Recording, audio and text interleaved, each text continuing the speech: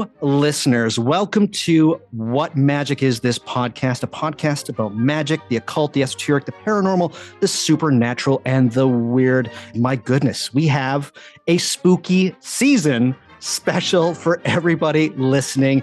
I just need to get some things out of the way right out of the gate here, just so people aren't confused or wondering what's going on. The first thing is, this is an episode where I have guests on the show because it is indeed a Halloween special episode. This does not mean that I am returning to having guests on the show all the time. This is, as I said, special because this is a show that I think that everybody needs to hear, and it is perfect for this season. The other thing I need to mention right out of the gate is due to the fact that I am recording live with guests, I am also, as I've mentioned many times in the last, 8 months, I have a child.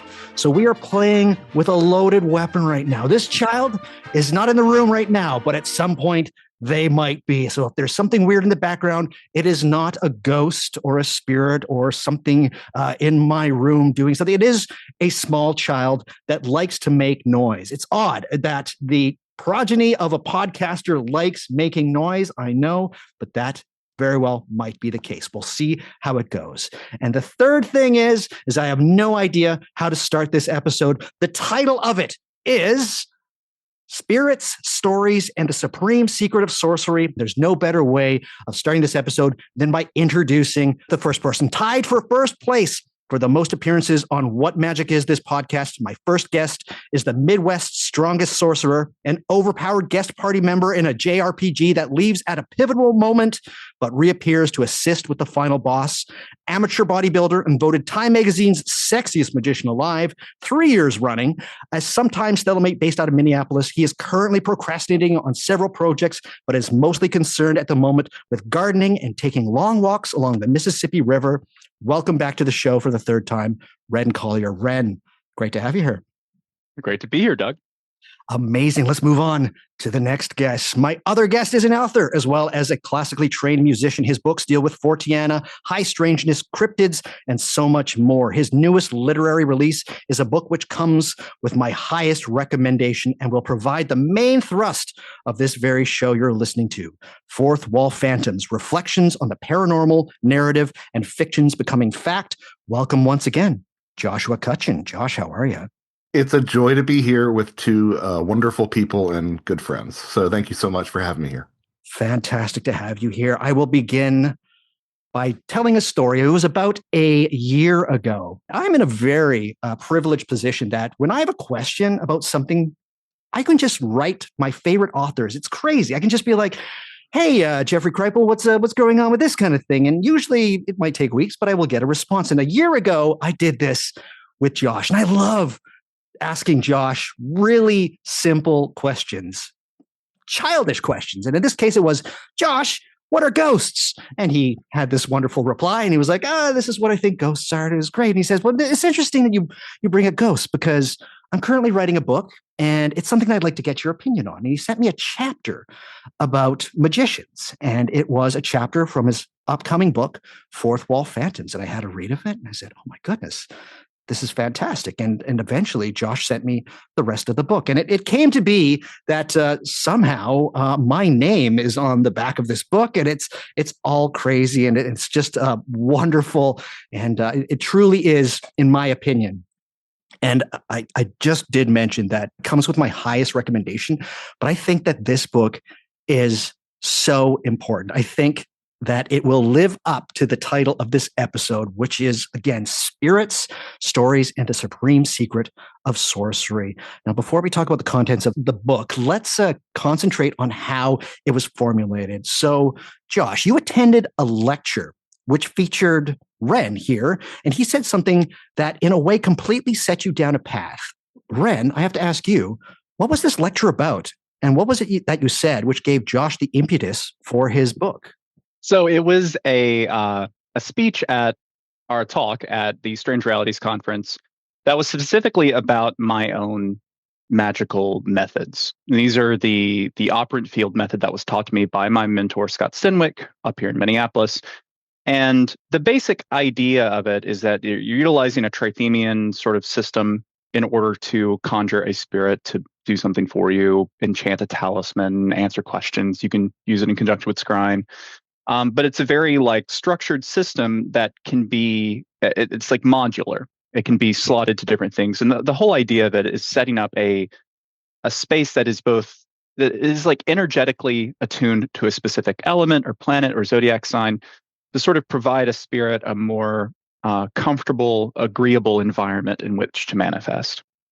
Sort of getting around electional considerations a little bit. I've since sort of moved on from some of these methods, but at the time it's what I was doing. So I wanted to do a talk on it. And one of my changes to the method, and it's something that I was explaining to the audience, was that there's like this element of narration that you need to do as part of a ritual, where you tell a spirit's story, or you talk about specific legends involving them, or give some sort of like read poetry, like an Orphic hymn or something. Like there needs to be this sort of expression of art in order to complete the ritual. And at the time, I was playing with this idea that like spirits were made of stories, like not in a metaphorical sense, like, oh, they're sort of made of that, but like no, like literally, like they are literally woven from the stories. Like you've got these things that use these stories as a way to manifest in our reality.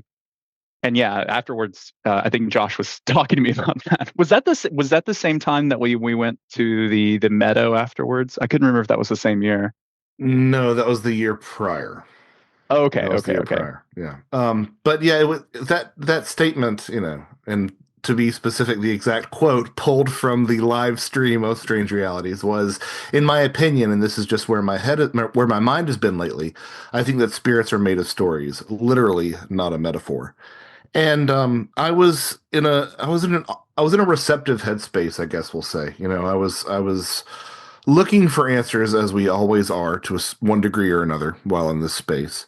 But I was really struggling with, how real the UFO is, how tangible it is, and that sort of thing that I'd come to realize, which was like, well, if people tell you it's psychic, they're lying, and if people tell you it's physical, they're lying. So what the hell is it, And just something about the way that Wren said that hit me like a ton of bricks. I was being a negligent conference attendee and friend, and I was coming back in probably from a smoke break with Tim Banal and shuffling my way across the audience when he said that, and back to my table, and it was just one of those, oh, holy cow, this makes perfect sense.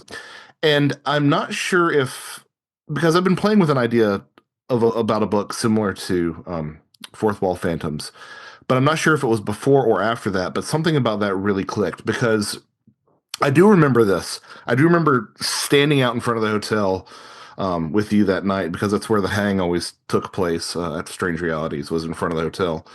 And I remember talking with you, Ren, and being like, that's it. Like that story reality separation, that fact fiction separation, is that body mind, or body spirit, or physical psychic, or internal external division. That is what that is embodied.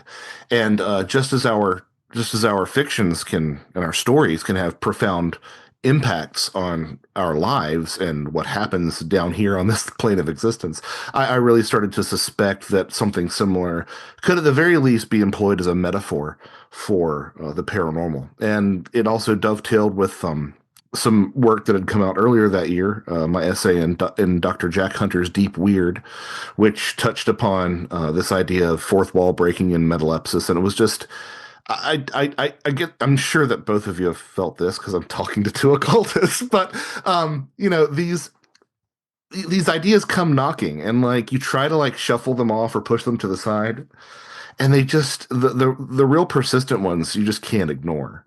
And so, I had about 3 or 4 different projects about a quarter of the way researched, and I tried sort of dipping my toe into these waters and decided that it was too big of a bite for me to chew on. My reach was exceeding my grasp. I had some friends who told me that as well, but then it just kept on coming back. And when it came back with Ren, it really got stuck in my head. So I have everything to owe to Wren for inspiring this book, and just the sort of, and don't blush, Wren, but sort of the wisdom you've imparted to me over the years. I find it incredibly rewarding and absolutely humbling and just a joy to have two level-headed level-headed, talented occultist friends at my disposal. I can't tell you how nice it is to be able to say that.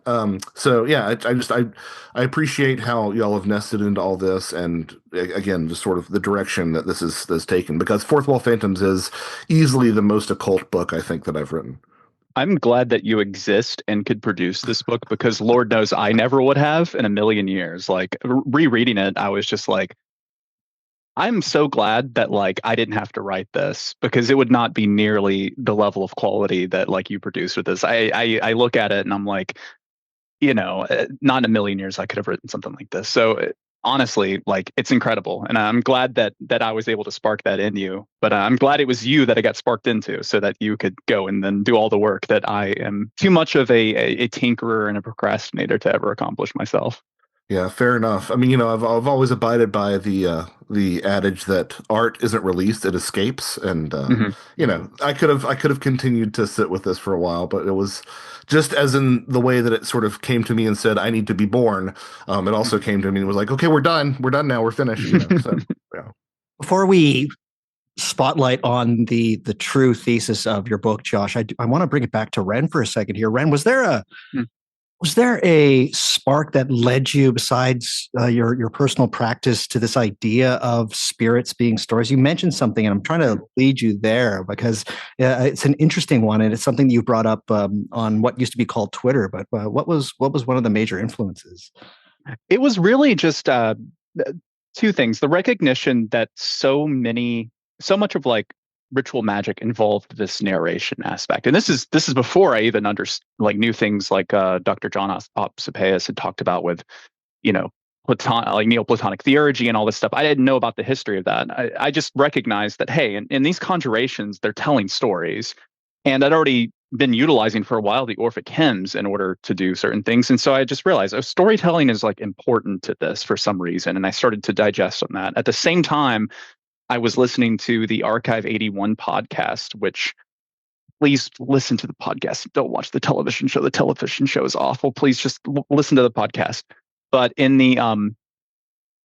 I think the third season, and some in the second as well, there's this concept in the show of there being these like leviathans, right, that exist in this other world that feed on story. And often when characters make bargains with them, the bargains involve them giving up memories or giving up stories or something to gain boons or things. And I started to think like that, and I really liked that idea. And it's like I took this idea from this piece of fiction I was consuming and combined it with the storytelling thing to be like, oh, maybe that's it. Maybe storytelling is like what they need. I started to have this like image in my mind of like a primordial ocean, like a mauve tinted primordial ocean. And within this ocean were swimming leviathans, these vast shadowy forms gliding silently through the depths. And I felt that they were hungry and hungry for stories, and like how protein is broken down by our bodies to build muscles and tissues. Stories are what they consume and integrate to build their forms.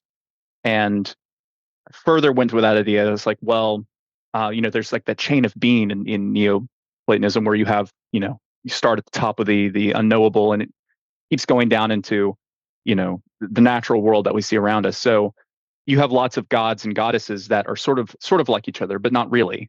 They're not necessarily the same thing, but they are the same thing on some level. And so I started thinking about these leviathans reproducing asexually, like budding off of each other, like budding off a little copy of itself that has a slight mutation that's just a little different. And then it's got to consume all of its own stories. And it starts out very little, but then it gets much bigger itself, and then it reproduces. And you have this endless continuing chain. And I mean, and this is all metaphor. Like, I don't want the audience to think that I mean this like literally, that there's literally another world and these leviathans exist or whatever. But this is like a useful mental framework for me thinking of it. Like bringing it to this level where I think about it as like an ecosystem is like super useful to me. And that's kind of what I ran with. I haven't had a chance to listen to Archive 81. It was one of those things where you recommended it greatly, and I got really busy. I think I was in the middle of a move. I haven't got around to, but I know I need to. Would you say that it's one of those ones that everybody who listens to What Magic Is This should probably tune in? I think especially if you're an occultist, I think the third season has probably one of my favorite depictions of just like urban sorcerers and like urban magic and sort of magical intrigue that I've ever seen in fiction. It's a very weird show, and it's got a lot of big ideas, and it's just truly delightful. And yeah, I have to thank Soraya Ascath from Where Did the Road Go for putting me onto it. He originally was the first person that told me about it, and it took him like probably years to get me to actually listen to it. But once I did, I was very thankful that I did. Awesome. How appropriate, though, that such an insight can sort of originate in the way that you engage with fiction. I think that's really poetic. Josh, we're going to put a spotlight on you right now. I have talked about your book a lot. I've plastered it all over Patreon and my webpage, and I've tried to use the social medias to get people to read the book. For those who are unaware, or those who are even on the fence, Fourth Wall Phantoms, kind of the main reason that all three of us are talking today. What is, in a nutshell, if you can, the theory? What is the hypothesis that is in this book? I have found that a lot of my books don't have one thesis. They have about three different theses that all sort of end up playing together. But the general thrust of this, I'm trying to think of the best sort of entry point for this. I suppose that the best entry point is the entry point of the book, which is, hey, did you know that sometimes fictional characters come to life? Wow, isn't that neat? And I thought it would be, 30 or so cases that I would cover. But as it turns out, no, there's too many to put in the book. There's a great book that I recommend over the course of Fourth Wall Phantoms that is Chidambar Ramesh's Embodied Imaginations, that talks about this happening over and over and over and over again. And given how high strange and how absurd a lot of these stories are, you can only imagine that a lot of these have just never been told, right? So that's sort of that's the hook. But the hook from there is to invite you to say, what role do fictions play in manifesting our supernatural, paranormal experiences? And not to do so in a way that's like, oh, it's all in your head, it's all imagination, but to really illustrate that it seems as if this phenomenon likes to draw upon our pop culture. Once you start looking at that, which is a topic that's been talked about in regards to the UFO question a lot, let's talk about it in regards to cryptozoology, which the cryptozoologists hate to hear, and parapsychology, which, the parapsychologists are a little bit more open to it. But then let's look at how we sort of do the same thing, and we sort of break through that separation between us and the phenomenon in something that is very reminiscent, startlingly reminiscent, I think, to fourth wall breaks, or as they're called in narratology, metalepsis. And that is, everyone's familiar with this. It's where the character acknowledges the audience, or, the narrator talks to the character, or any variation on that. That's why the term metalepsis is used rather than fourth wall breaks, because fourth wall breaks are pretty specific to the theater. They're alluding to an invisible fourth wall between the audience and the characters on stage. Metalepsis can be any sort of transgression of those hierarchical storytelling boundaries. And I don't think that there is a more apt metaphor for what happens when you realize the reality of these other layers of existence than metalepsis. You can take an essay about metalepsis and swap out the word supernatural, and it reads practically the same way. It's pretty startling. But it was all born out of, again, that essay that I'd written for Dr. Hunter about how this looks shockingly like what John Keel called the reflective factor, which is when you look at the paranormal looks back at you. And it's that act of looking and being looked at in return that I think really cements this idea even further, to say nothing of all the resonances that it has with the trickster archetype being a boundary violator and all these other things, and, religious revelation, and quite frankly, again, occultists. I mean, that's what a good occultist does. It says, oh, I see this. I see the frame in which I am projected, and I can step outside that frame. And just like a cartoon character asking a question and using the question mark to climb, to another level or something, once you are aware of the certain artificiality of this existence or the way that you can game it, then you do start gaming it, and you do run into existential terror. But you also run into an incredibly rewarding understanding of how your existence nests within all these other layers of reality.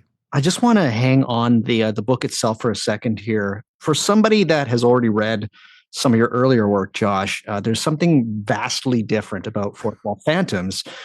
And the fact is that you put yourself as pretty much the main narrator in there. So for those who are curious about grabbing the book, first of all, you realize that it's very Josh centered as far as it's him talking to you. What made you decide to want to write it this way?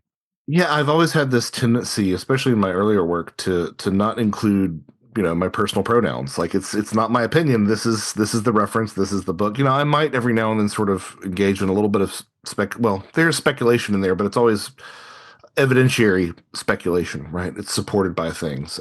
There's not a lot of personal voice.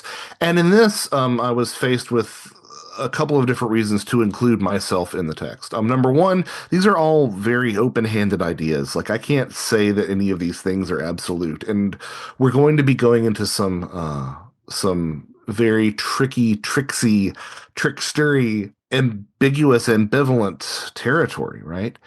And that is sort of on brand for what the topic of the book is about. To sort of sit with that sort of, I don't know, maybe so, maybe not, sort of nature of it all. Another reason was that it would be very on brand for me to include myself in a book about breaking the fourth wall. Like, my personal voice. I'm finally taking this moment to step through and acknowledge all this stuff. Another reason is that I crave more experiences, and I complain a lot about not having them. And if my thesis in Fourth Wall Phantoms holds true, that you have to acknowledge these things for them to look back at you, well, then maybe it's my own damn fault because I'm not including myself in my books, right? But the final reason, which was the one that really sealed the deal, is that I wanted to include some material in the front where it would be really sort of disingenuous, counterintuitive to act as distant as I normally do in my writing after sharing this. And that was my 2020 check-in to rehab for alcoholism. And it seems kind of like I wrestled a lot with putting it in there, not because I'm not open about this. I'm quite open about, that with which I've struggled. But it was just like, is this going to be too navel gazy for me and all this, But I really wanted to illustrate up front that the ideas with which I was trying to engage in Fourth Wall Phantoms have real stakes.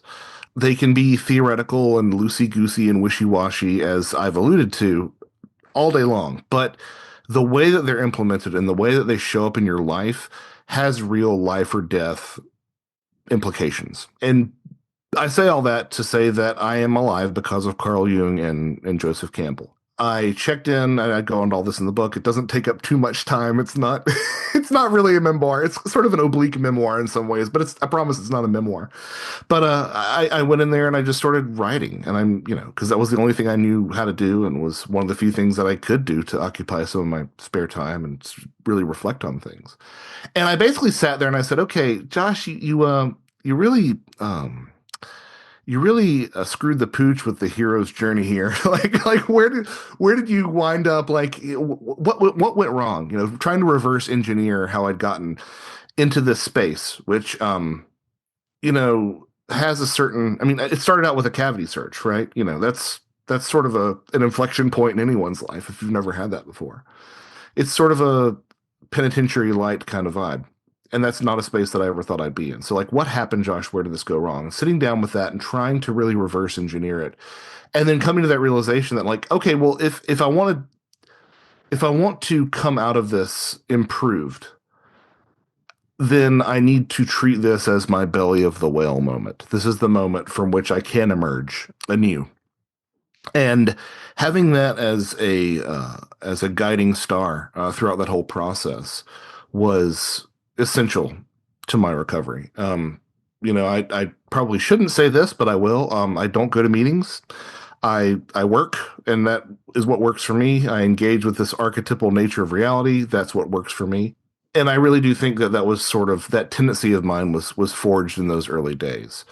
I also had some extremely strong resonances and synchronicities on that archetypal level because for some reason they allowed us to keep our phones, which I don't really understand. It's very, very, very lenient rehab in that regard. But me being who I am, I'm like, okay, well, August 28th, like whose feast day is this? What's the significance of this? And it was for Saint Moses, sometimes referred to as Saint Moses the Ethiopian, Saint Moses the Black, one of the Desert Fathers. And his story just really hit me like a ton of bricks because I was taken to Mount Sinai, which, even though Saint Moses isn't the Old Testament Moses, he's still named, after that figure. So there was some resonance to that there. But also, if you look at Saint Moses' life, he began as a slave who became after becoming free, he turned into a robber who was sort of pillaging and very destructive, murder, just sort of the worst of the worst in that regard, until he did encounter Christianity. And what was so remarkable about St. Moses' life is that he made such an abrupt and quick change. He basically did a 180 and turned around and completely repaired his life. And and it's the resonance for what I was hoping to achieve in my life, that sort of drastic, immediate turn, because I don't want to have any patience with myself. I want this fixed yesterday. That was really inspirational to me.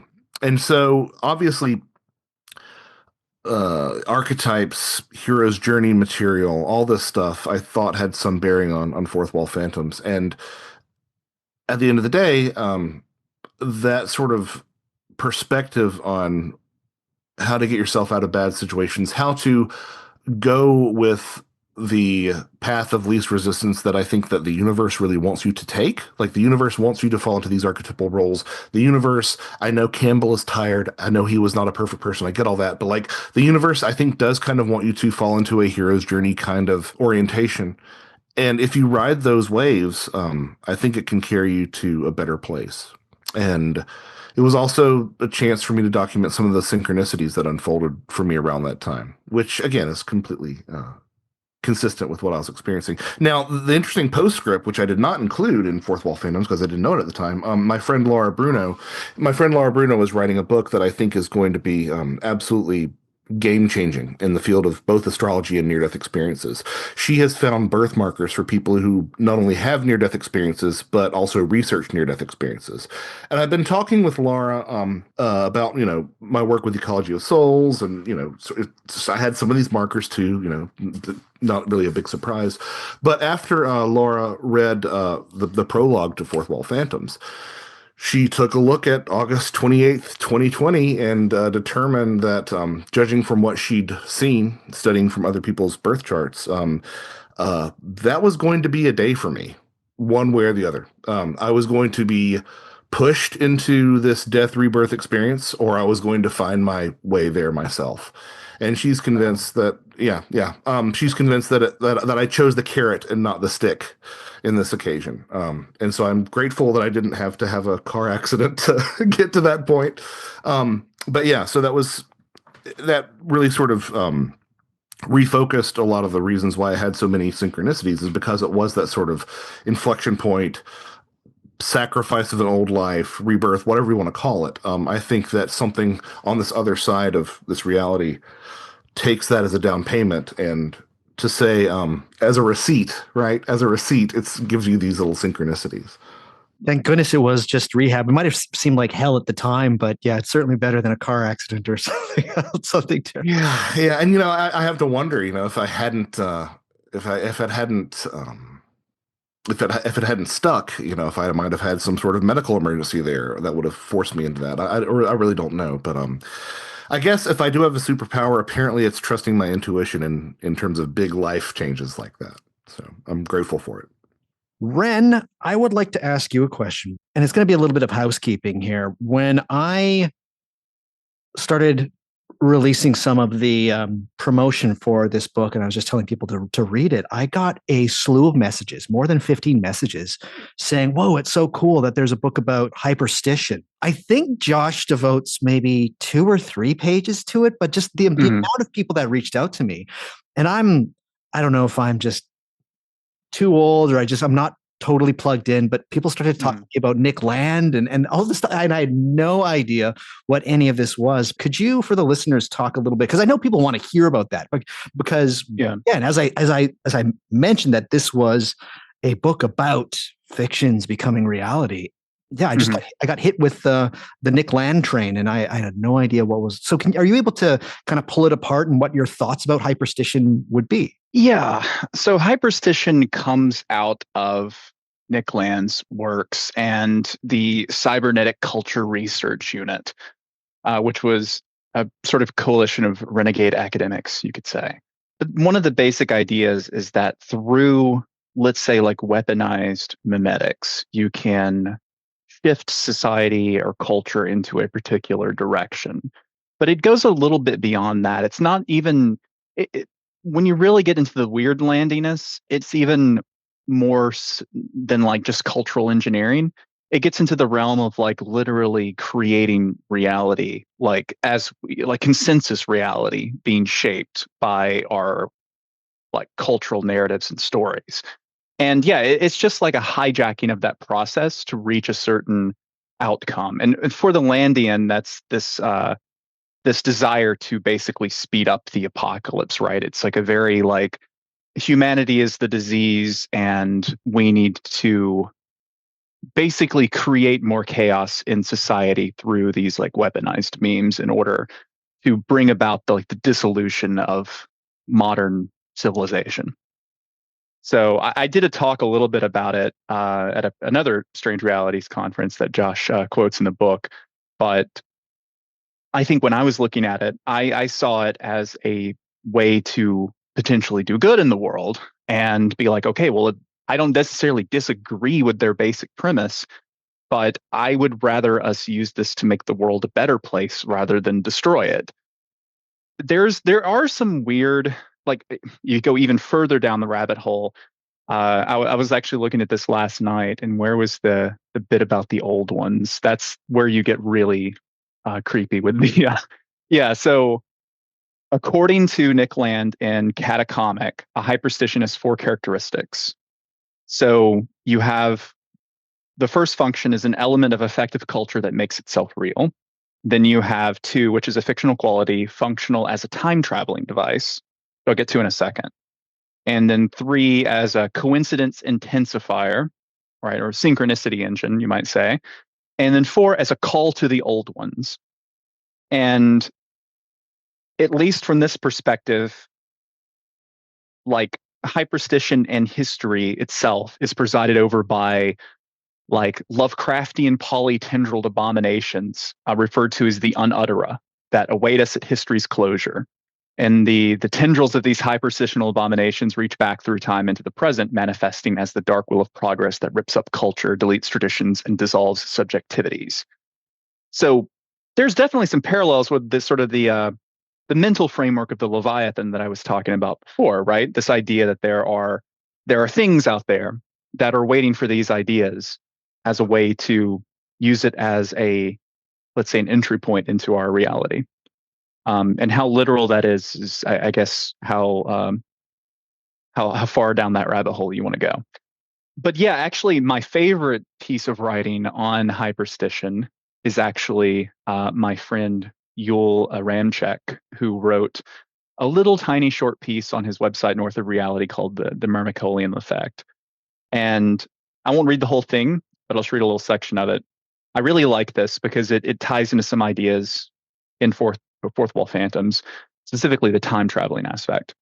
And the story kind of goes over how the word antlion originated as a sort of a weird mistranslation of an old Hebrew word for lion when the Bible was being translated into Greek. And then so you had this new word, antlion. And then for years and years, centuries even, scholars try to figure out what the hell is an antlion. And so people come up with all kinds of like crazy ideas about what an antlion is. And then later, when Carolus Linnaeus is doing his classification of different organisms, he sees these little, little bugs that build these little funnels, and they eat ants and stuff. And he decides to call them ant lions, because what else are they? And they're lions that eat ants. I'll read from Yule's little short story here. With that, the evolution of the ant lion was complete. After years of existing as ink passing from one page to another, it finally found itself canonized in the grand continuum of life. The integration was so complete as to appear seamless to the empirical eye. Its lineage could be traced back to fossilized Neuropterae from 100 million years prior. The whole axis of time had bent to make room for myth. The phenomenon continues to influence our so-called consensus reality. In his 1959 novel Naked Lunch, William S. Burroughs introduces readers to the giant aquatic black centipede, an unprecedented monstrosity whose piquant flesh is devoured by addicts and grotesque bacchanals. In 2001, scientists in Thailand discovered the horrific Scolopendra cataracta, the first documented giant aquatic centipede, named in Linnaean fashion for the waterfall-like undulations that allowed it to swim. By the time it revealed itself, it had always been there. A forgotten, mislabeled specimen was found at the Museum of Natural History in London, where it had been waiting for researchers since 1928. If he had been alive to witness this discovery, Burroughs would have been horrified yet unsurprised. To him, language was more than simply a means of communicating information. It was an active, living force of nature parasitically attached to the human nervous system, capable of controlling the boundary between its host and their surroundings. Nothing could be read, written, or spoken without further tightening its grip upon reality. Working from this model, there can be no such thing as fiction. To me, that fully expresses my feelings about hyperstition. It's it's what I think magic is at the root of it all. And it is both an incredibly powerful tool, but an incredibly dangerous one as well, and has to be approached carefully and with respect, I think. So, Josh, why will people who love this idea of hyperstition, why will they be disappointed if they pick up Fourth Wall Phantoms? Because I don't want to talk about it, and I don't talk about it. I mean, so I think it's so revealing to me that you've got somebody like Nick Land, who, if you really believe this, and this is the trajectory that you choose into this sort of ubermensch dystopian future, it says a lot about yourself. We can create reality. Let's create the worst reality we can, or the one with the most suffering, And then the other facet of it is if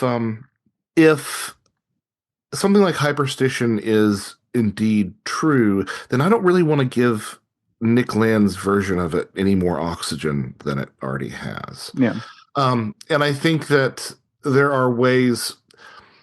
It also touches on the sort of one of my own personal observations about the way that magic works, is that it probably works better if you don't have a name for it, like hyperstition, right? Yeah. It probably works better if you're engaging with fiction and engaging with the creative process, and you're sort of tackling things from that way. So I do make a passing mention to Nick Land, but I honestly let Wren speak for a lot of the reasons why I don't go into that space. His talk at the 2022 Strange Realities, I know, Wren, you've talked about it being something of an off-the-cuff sort of presentation, but to this day, both Steve Berg and I talk about how it literally moved us to tears. It was inspiring, and it was eye-opening, and it was magical, and it just it does a lot of what I think I set out to try to do with Fourth Wall Phantoms, which was give you permission to have wonder in this space, give you permission to not constantly be running around trying to file things under true and false and all this garbage, and to acknowledge the fact that it might be true in one instant and false in the next. So Fourth Wall Phantoms in that regard, to sum up my book presentation here, Fourth Wall Phantoms is the land of contrasts. It is a book about hyperstition in some ways, but as far as a deep dive into the Landian stuff, no. And I just kind of didn't want to. I preferred to have critics speak of such things rather than myself, if that makes any sense.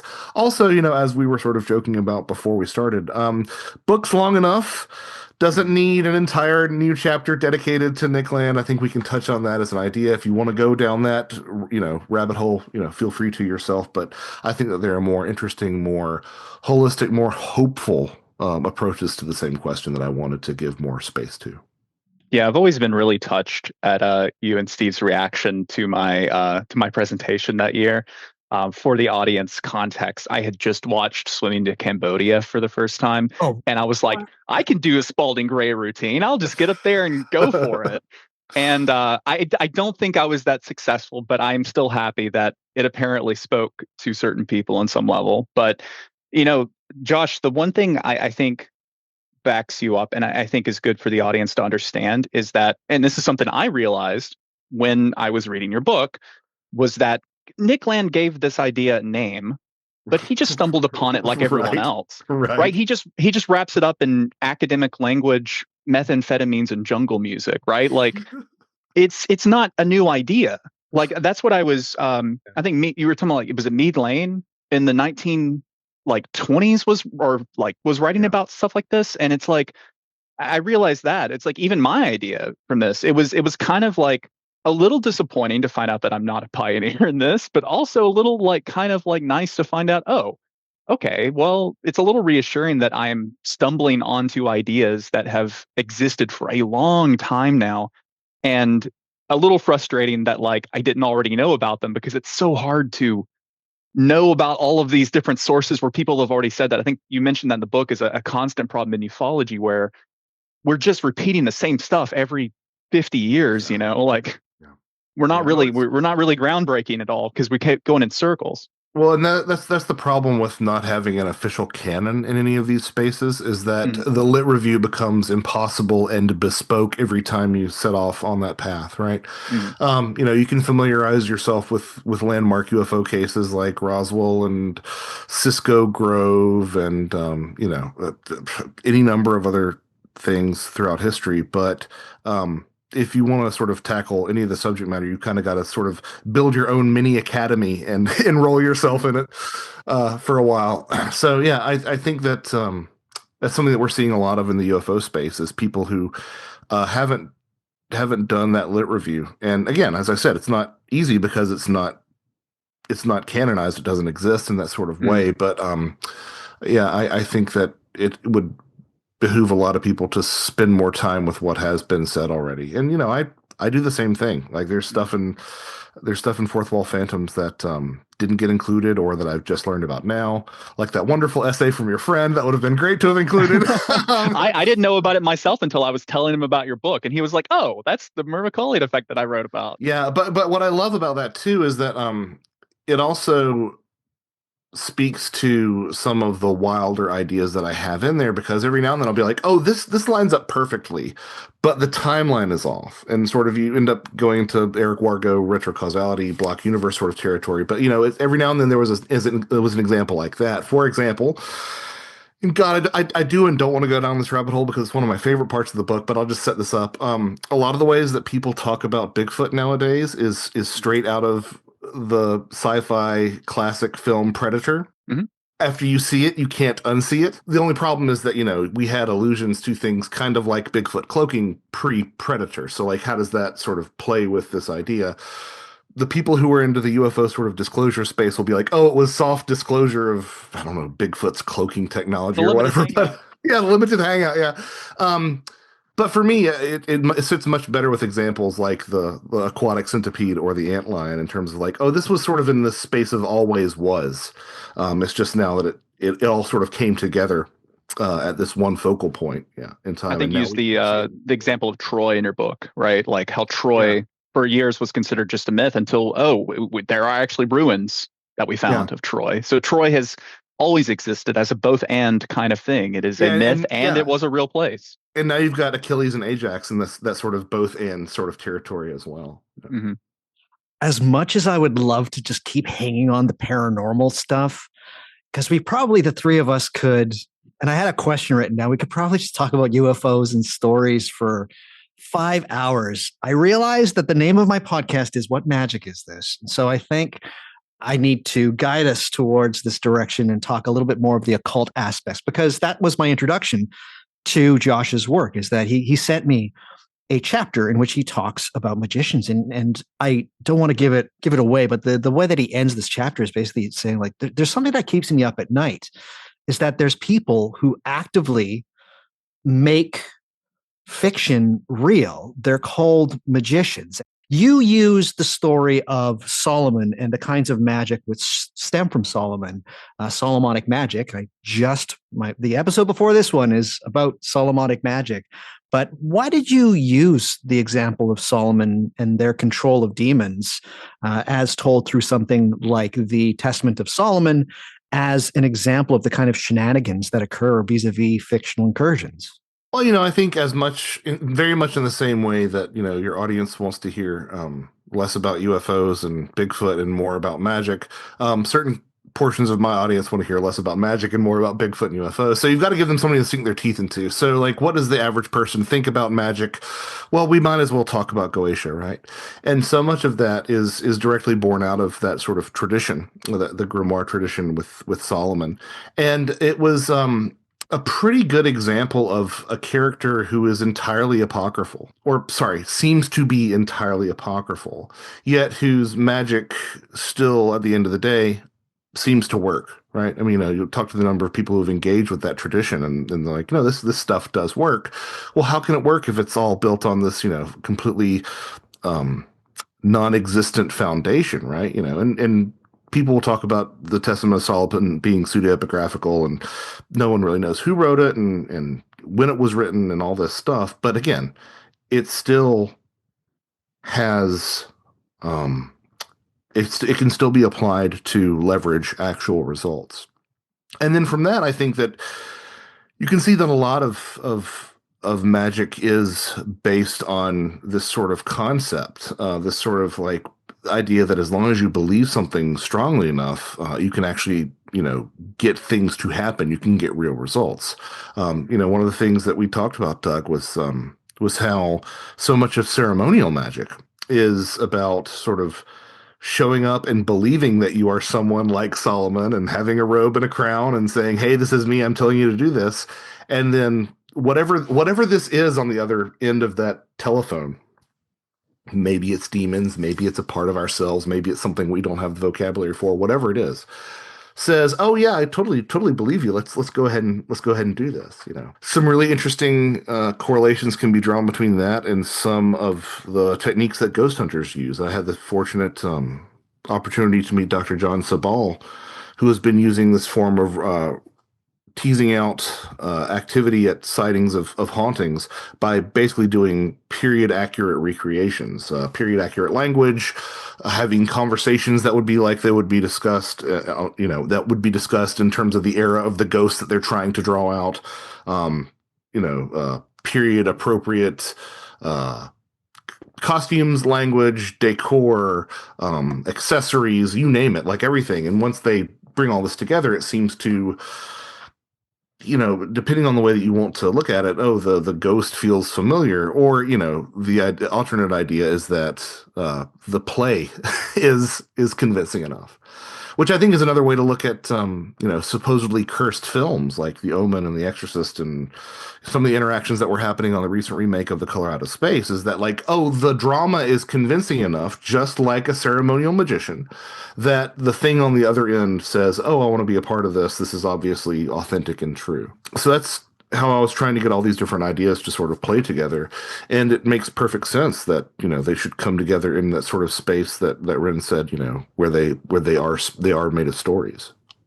The very first time that I had an interaction with Wren was through Twitter. And Wren reached out to me because he'd heard a podcast that I did about the Necronomicon. And I had a friend who asked me a question: "What's the craziest thing that happened to you?" And for me, it was a visual appearance of a spirit during a ritual.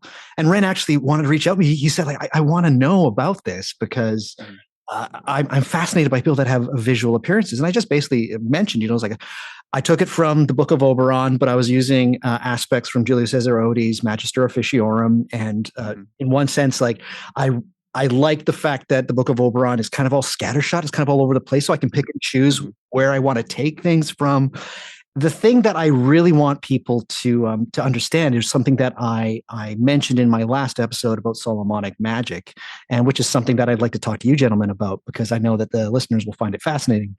Is that I've been trying to, and I mentioned this in the book, or I'm quoted in the book as saying, I'm trying to get people away from the idea of transactional ceremonial magic, in that ceremony, in a way, yes, it has its performative aspects, but I think a lot of people approach it as that if you do the ceremony, the thing will happen. And I'm trying, at least through my podcast and through my Patreon, to be like, no, the play's the thing. Let's start to maybe shift your perspective to the idea of performance. Like a vending machine. Yeah. Yeah. Just like, and really it's everything that leads up to the ritual itself is more important than you actually just completing it and waiting for a spirit. And this is something that over the last 5 years, basically since 6 years, basically since, oh God, more than that, 8 years, doesn't matter, since I've been doing this kind of Solomonic, nigromantic magic, is that I'm starting to come to the realization that it's more to do with the story that you engage in while doing the ritual itself and everything leading up to it, that seems to get me the greatest results. And while everybody wants to concentrate on like, whoa, you saw a spirit, how crazy is that? It's like, yeah, it is. But the more important aspect is how I got there. I wanted to kick that towards you, Wren, and get your opinion, because a lot of people, particularly within the realms of Thelema, they like this idea of ceremony. It's the ceremony itself is the thing that gets you the spirits. It's the thing that gets the result, right? The thing that is so important to a lot of people that follow the tenets of Crowley. It's the result. This is results-based stuff in some way. And I wanted to ask you, Wren, like, what do you think of? I'm not the person that came up with this idea of performance-based magic, but I think that the re-centering of the performance itself as being probably the most interesting aspect of this stuff is an important one. It is, but as someone who recently had their first manifestation, the visible appearance of a spirit, I do have to say that once you see that, it suddenly recontextualizes all of this stuff, because you can no longer like comfortably say that any of this is all in your head. Correct. Or that it's just I'm just changing my my mindset and my perceptions and things like that. It's all psychology. It's like, oh no, actually there's a ghost in my room that I called into my room, and it's there and I can see it and other people can see it. That really changes things. But what's interesting is that experience also taught me a lot about what you're talking about the importance of, let's say plain pretend. There is a good bit in Fourth Wall Phantoms about this whole idea about faking it to make it, right? This idea that you sort of have to, it's not enough to just believe it's going to work. Like, you have to cast yourself into the role of a character in a play where it's like, of course it's real, because I'm in this like fictional scenario that I've created for myself. It's a bit like as much as people I guess would make fun of me for saying this, it is a bit like LARPing. It's like that's something that George Hansen noted too, is that you're sort of LARPing in a lot of these spaces. Yeah. But what I think from the experience that I had recently, what was fascinating to me about it was that part of it involved me, being very by the book, like Stephen Skinner-esque, reading The Conjuration over and over again. And it was a spirit that I had a previous relationship with. And so technically, I didn't need to go through all this like pomp and circumstance to get her to show up. But I was doing it for a group of people who were novices. They were participating in the ritual for me, and I wanted them to see the actual full process of it. But finally, I had a voice in my head that said, what are you doing? Like, why are you reading all this stuff? Like, me, just talk to me. And so at that point, I dropped the act and just talk. Like, I talked to her because she was now in the room with me, and we like caught up and just conversed like two old friends. And it wasn't long after that people saw, predator-esque shimmering in the air in the shape of a person like standing outside the circle. And I think it's not necessarily that like, oh, I just pretended hard enough that she appeared for these other people. It was that when I really started to believe and really cast myself into that role as this person who had this relationship with this entity, and there's it's not even just the acting too. It's all set and setting as well. I mean, people who have seen my like posts about like, my temple space know that I'm just a tad bit extra when it comes to like creating tools and setting up the environment and stuff. But I think it does matter. And anyone who's ever done ritual inside of an actual, like temple space or like Masonic lodge or anything like that knows that things get a lot more interesting when you are in an environment that is conducive to the experience. And there's like, and I don't think people should cheapen that, so especially with, and I'm guilty of this myself. A lot of, when you first get into ceremonial magic, especially grimoire magic, you start asking yourself, what corners can I cut? Like, because yeah, oh, bat blood, that's an easy one to get a hold of. Yeah, like what can I substitute? And on one side of that road is grimoire fundamentalism and literalism, which I don't necessarily think is the answer. It kind of, I think, misses the point a little bit. But it's also not, I'm not saying that stuff doesn't matter either. I guess what I'm saying is like the more you can create the fiction around you, and this goes to costumes and props.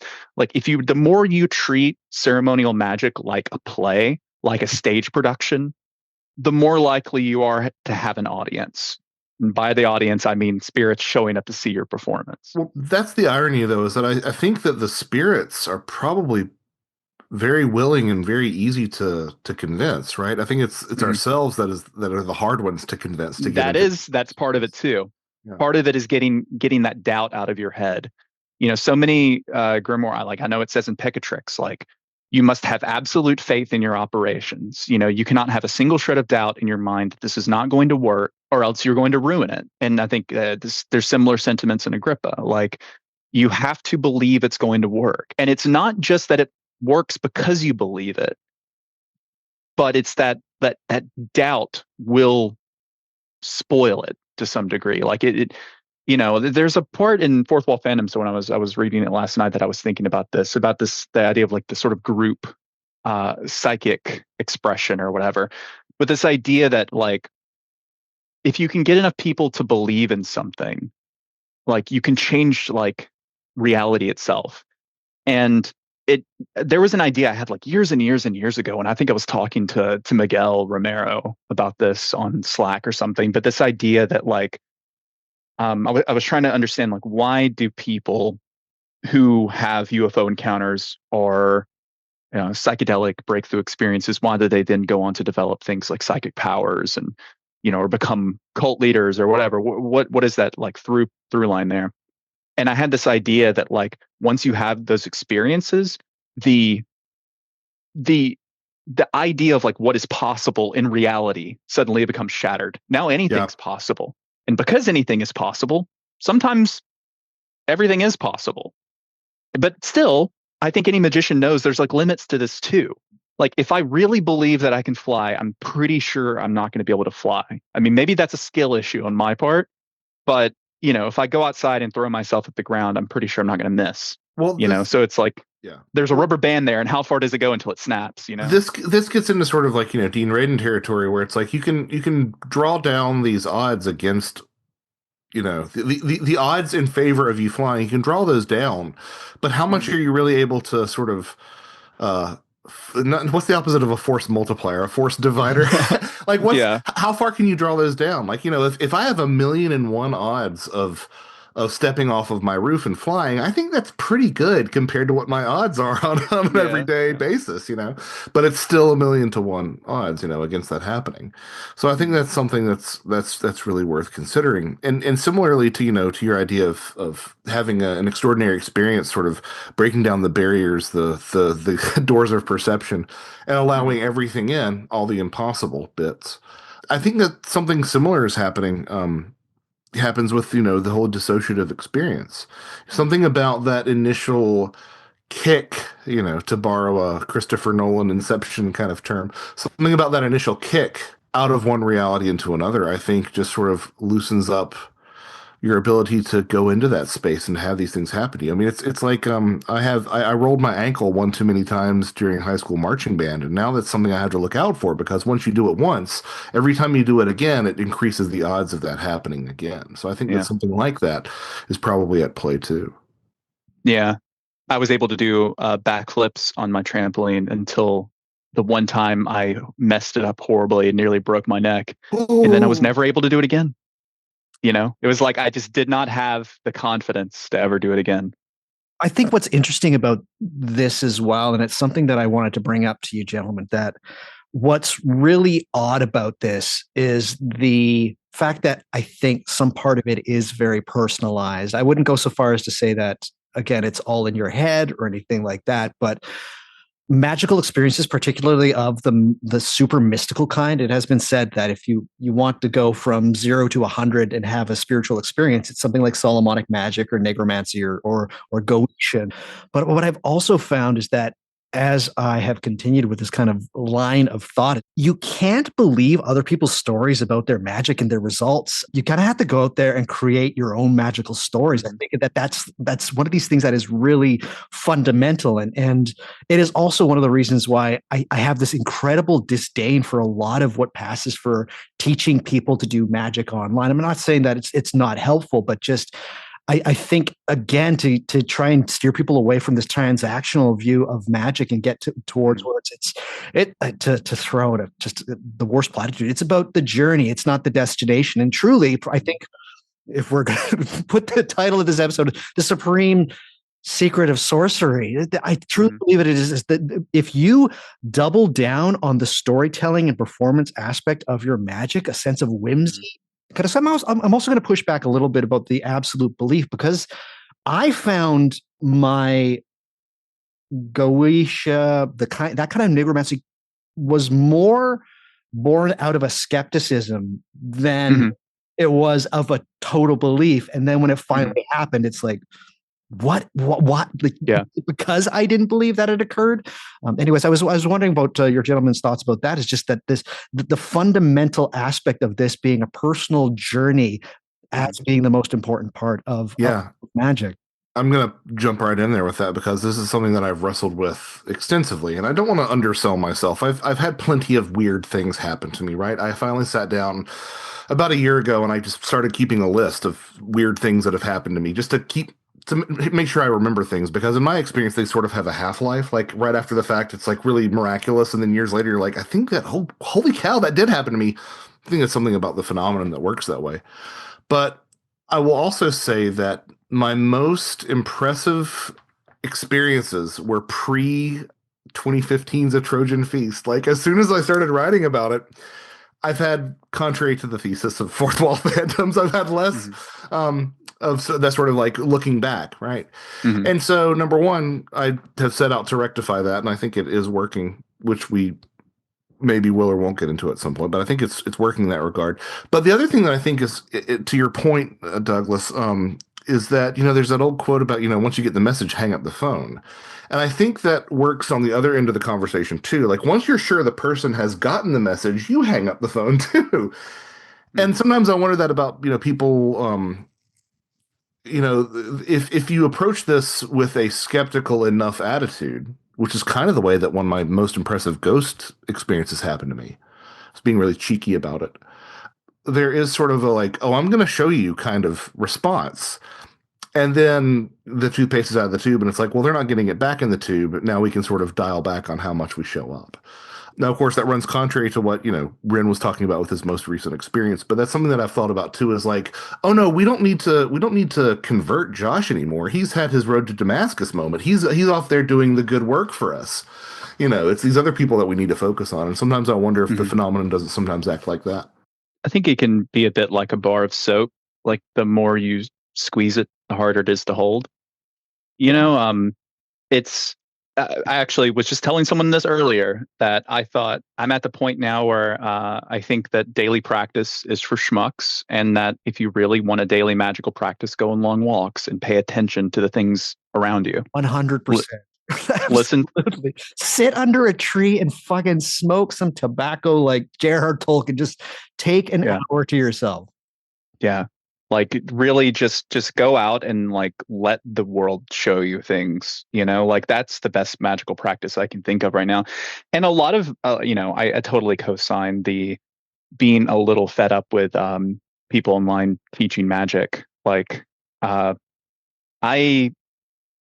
don't know if you've noticed, but I have generally started to shy away from talking about magic that much, especially, I've withdrawn a lot from social media in general, but even more so talking about magic, because I started to sort of realize that like nobody can really actually teach you this stuff. If you have, it reminds me of like Paracelsus writing to his critics saying like, God made me a physician. Like, if you're going to be involved in this stuff, it's going to find you and you're going to pursue it. There's an element of fate there that like you can't force, and I don't think anyone can force onto you. And so this idea that everyone should do magic, I would want to teach people to do magic or whatever, that's something I've really started to draw away from. I do think that now, like it's something that you have to experience yourself, and it's something you have to pursue on your own. It's not something that can be taught to you. 100%. Yeah, do I want to invite a sex coach into my bedroom? You know, it's kind of like that. Like, it's like you can learn about it and hear about it, but you got to feel it out for yourself. Literally. Yeah. Josh, there was a concept that I've been wrestling with for so long that you were able to describe, and it was so eloquent, and I'd love to share it with the people listening. And I hope I'm not giving away too much of the book. Everybody buy the book, read the book, but it's called The pH of Disbelief. What is this, and how does it relate to what we are talking about over the last 15 minutes? Well, it's a great segue. It's primarily born out of one of my heroes' books. I have mentioned him before, but there's one book that I will bet on every time whenever I see a paranormal news cycle or a bit of paranormal supernatural news or whatever, or like a group that gets together, and that's George P. Hansen's The Trickster and the Paranormal. I have yet to see the theses that he's put forward in that book be disproven, and I'm not sure that they're falsifiable to begin with, but like these ideas of anti-structurality and self-negation and all these things, like you can kind of use them to loosely predict the trajectory of a paranormal study or something, or story or something.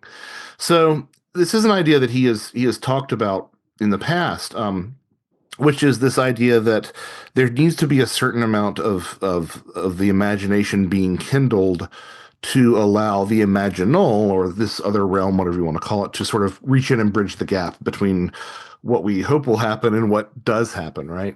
But at the same time, if it's a little bit too miraculous, it can sort of have the opposite effect. Another good example of this is the reasons why there's always the possibility of fraud in a lot of seances, is because there's something about that in-between space where it's like, well, it seems really impressive, but it could have been this, and it could have been that, and it could have been the other, that really sort of allows this to these phenomena to sort of reside within this dubious space where you can't really be sure for certain whether it's authentically miraculous or fakery. And I sort of called that the pH of disbelief, which is this idea that the pendulum really does function best when it is in that sort of ambivalent zone. And granted, it can sort of swing a little bit towards, wow, this is all very compelling, or wow, this seems really dubious. But that to me is where a lot of these these phenomena seem to thrive. Similar to the way that we've been talking about, fake it till you make it and sort of belief and stuff, you can draw out genuine phenomena with hoaxes. This has been documented. This happens time and time again. Honestly, that's probably, again, what a lot of magic is, right? You're acting like it's real and then it becomes real. Absolutely. But I do think it speaks to why some people who strongly disbelieve in things like UFOs never see UFOs, and people who strongly believe in things like Bigfoot never see Bigfoot, is because they're not really striking that sweet spot in between. So it's an idea that I think has a lot of utility in dealing with something like magical practice, and I think that it is something that you see a lot of times too in something like shamanic healing or psychic surgery, right? These are demonstrably incidents where people are using sleight of hand on patients to produce a chicken gizzard or something that's like, oh no, this was the foreign object that was in your body. On its most literal level, that is, fakery, that is sleight of hand, but people will nonetheless experience, tangible healing effects from events like that. And you can extrapolate this to a number of different circumstances that all sort of hint at this sort of being the way that these things operate. Yeah, especially like placebo. You bring up placebo and how insane it is that we sort of forget about it or discount its effects.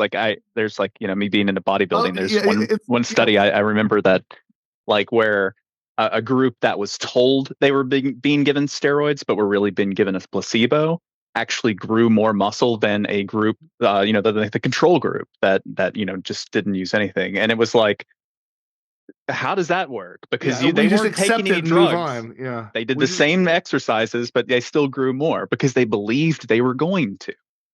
And that's wild to me. And one more thing I wanted to add, and you're absolutely right, Ren. It's just one of those things where it's like we just say it as if it's an explanation, but it's not. Oh, it's just placebo. I have that crazy thing with Ouija boards because they can explain. I forget the odometer effect is like it explains how the planet's moving. It does not explain the changing light at Sandover. It does not explain all of the crazy shit that everybody who engages with the Ouija board experiences. Well, it gives you the what and zero of the how or the message. It's insane to me. I still find it wild that I can think myself into arousal, or I can I've dealt with white coat syndrome. I monitor my blood pressure here at home. If I spend enough time and I calm down in the doctor's office, my blood pressure will come down. But oftentimes, I get so worked up in my mind that I'm having a physiological effect. That's still miraculous to me, that through nothing other than thought, I can actually physically change, my body. The other thing that I wanted to sort of add, because I don't really talk about quick. This. Oh yeah, sure. Yeah. I just want to add that it is to our own peril and our own detriment that we abandoned humoral theory, because it ties so well into that. Do you want to expand on that? Just the idea. Please, go ahead. I mean, just the idea of how things like melancholy, this imbalance in you can create things like depression. And what, if you look at it through an elemental lens, it's like, well, melancholy, black bile is earth, so it's dense and dry. So what would lift up somebody who is suffering from denseness and dryness? And it's like, well, heat and moisture, right? What would be a great way to cheer up someone who is really having a hard time because the Minnesota winters are long and cold and dark, than going to the beach where everything is warm and moist, right? You're then balancing things out. And it's people focus so much on oh, well, there's no such thing as black bile in the body. And I'm like, it's just a concept, man. It's just talking about how your emotions can affect your body and things, and then how external factors can balance those things out. Well, it reminds me a bit of the way that the Irish have traditionally talked about oh, the sorrow is upon me, or I have the anger, or this or that or the other. Yeah. A lot of cultures have dealt with things that way. But one thing I wanted to add is about the pH of disbelief, because I always forget to mention this in interviews, is because so much of Fourth Wall Phantoms is sort of looking at these phenomena through a narratological lens and finding out what sort of insight we can glean from that. Svetan Todorov, who was one of the founding fathers of narratology, specifically talked about the pH of disbelief. I found this out after I'd come up with the concept, but he talked about the uncanny or the marvelous, and then both in terms of being the fantastic uncanny, and the fantastic marvelous. And for him, the fantastic uncanny was that a lot of these anomalies that you see in a text in a literary devices could be explained as illusions, right? Like, oh no, it was just a dream that the character had. The character was hallucinating. The character was on drugs, et cetera, et cetera. The fantastic marvelous was the stuff that was just outright impossible. Like, oh no, there's no way this had to have changed the reality of the story in order for this to be, the fantastic marvelous. Fantastic uncanny, fantastic marvelous, but only when you can't come to either conclusion was it just outright, in Todorov's words, fantastic. It really struck that sort of balance, which to me is very much like the way that we're being asked to sort of accept these phenomena through an idea like pH of disbelief. Let's talk then about this thing that is the real albatross hanging on the neck of the paranormal, the supernatural, and magic, which is that the rest of the world thinks that most people, while they believe in ghosts in some capacity, if you tell people that you're a magician, they'll just tell you that magic's not real. Just period. Magic's not real. And I used to say when I was a younger magician, I said, well, it's just something that science has yet to explain. I have since completely let that fall away. Good. But why do you think that an empirical epistemology and a thing like, and just using air quotes as if it is a monolith science, as opposed to like a method, why can't it grasp what's happening with this kind of stuff? And is it, as you say in the book, Josh, and apologies if I'm misquoting, but is it because that for the thing that allows it to actually occur, it cannot be of that kind of empirical epistemology? It's that the very thing itself is anathema to the phenomena and it occurring. I mean, I suspect that that's the case. I mean, part of the reason that I said good when you said that was because it reminds me of Karl Popper's idea of promissory materialism, the idea that like, which is basically God of the gaps for materialists. Like, someday we'll be able to explain all this through materialism. And it's amazing to me how many skeptics have not really internalized that lesson from someone like Popper. But I think that it really does exist alongside or outside of this thing, or this sort of our current understanding of reality. And I do think that these topics, our perspective on how they operate has to shift towards something that is not materialist. And we can talk about idealism, we can talk about, monism, we can talk about all these different sort of philosophical rabbit holes, but an idea that really resonated with me that I keep coming back to is an idea that I talk about towards the end of the book when I really take a look at indigenous approaches to fact and fiction. And I just can't get away from this idea of Ibupiu, which was Daniel Everett, now a linguist, went down to the Amazon to be a missionary with the Piraha tribe. And over time, he was sort of perplexed by the constant mention of this word Ibupiu. And it would be appended to everything, somebody going out into the bush or someone going down the river in the canoe. And he finally asked what this was when he was holding a match that was flickering in and out. And they said, oh, the flame is ibupiuing. He was like, okay, what is this word? And if you look at a lot of these Amazonian tribal languages, they're incredibly complex. Factors, I'm horrible with math, but 10 to the so-and-so's power, incredibly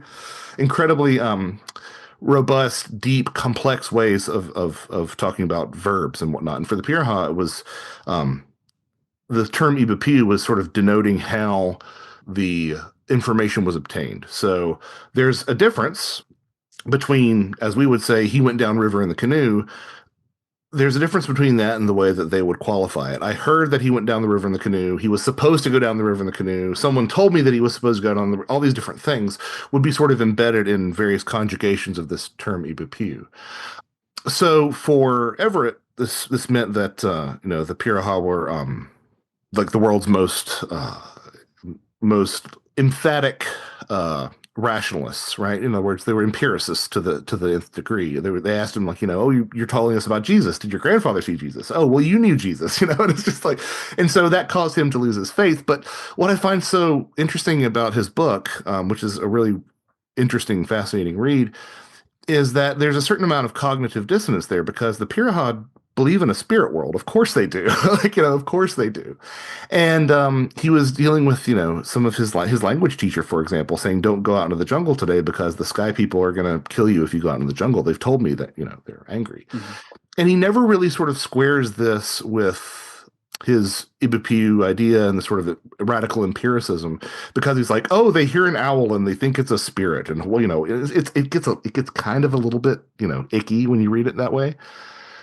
But what I think is so incredibly useful about this idea of Ibipiu from this group of people is that things are there and then they're not, right? So as I've said to other people when trying to explain this concept, it's like if one of you were to ask me, like, where's the tornado in America? I'm like, well, there isn't a tornado right now in America as we're recording this. And so you're like, oh, so tornadoes don't exist. It's like, no, they just don't exist right now. Like in this moment, they don't exist. If a tornado was to develop right outside my window, it would exist. And what I think the reason that this idea of Ibipiu is getting stuck in my head when talking about the way that we deal with things like magic is that when it's there, it's real. And when it's not there, it's not real. And either one of those doesn't make it something when it's not. So in other words, when it's not there, it doesn't make it any more real than it makes it not real when it is there. It's a function of perhaps parameters which we have yet to really grasp. And I think that a model like that, which is not incorporating magic into a worldview, but almost setting it aside as something that can interface and that certain conditions can be met where these results do happen, might be a more parsimonious way of viewing this than trying to rebuild a lot of these systems from the ground up and saying, oh, well, that we must be in an idealist universe or in any number of things. What if we just had this as sort of like a modular addendum to our perceptions of reality than trying to sort of rebuild reality around it? Because quite frankly, that's what these things seem to do. They seem to be impossible. And that's a word that, as I've gotten to know Dr. Kreipel over the years, it's sort of his catchphrase, but I think it is really appropriate because that sort of word impossible means literally anything, right? It can be anything in those moments. And I think that's such a relieving way to think about these things, that they are there and then they're not, as opposed to trying to rework our entire understanding of the way that reality works. I was recently telling some people about Inga Swan's Penetration and how much I love that book and how good it is.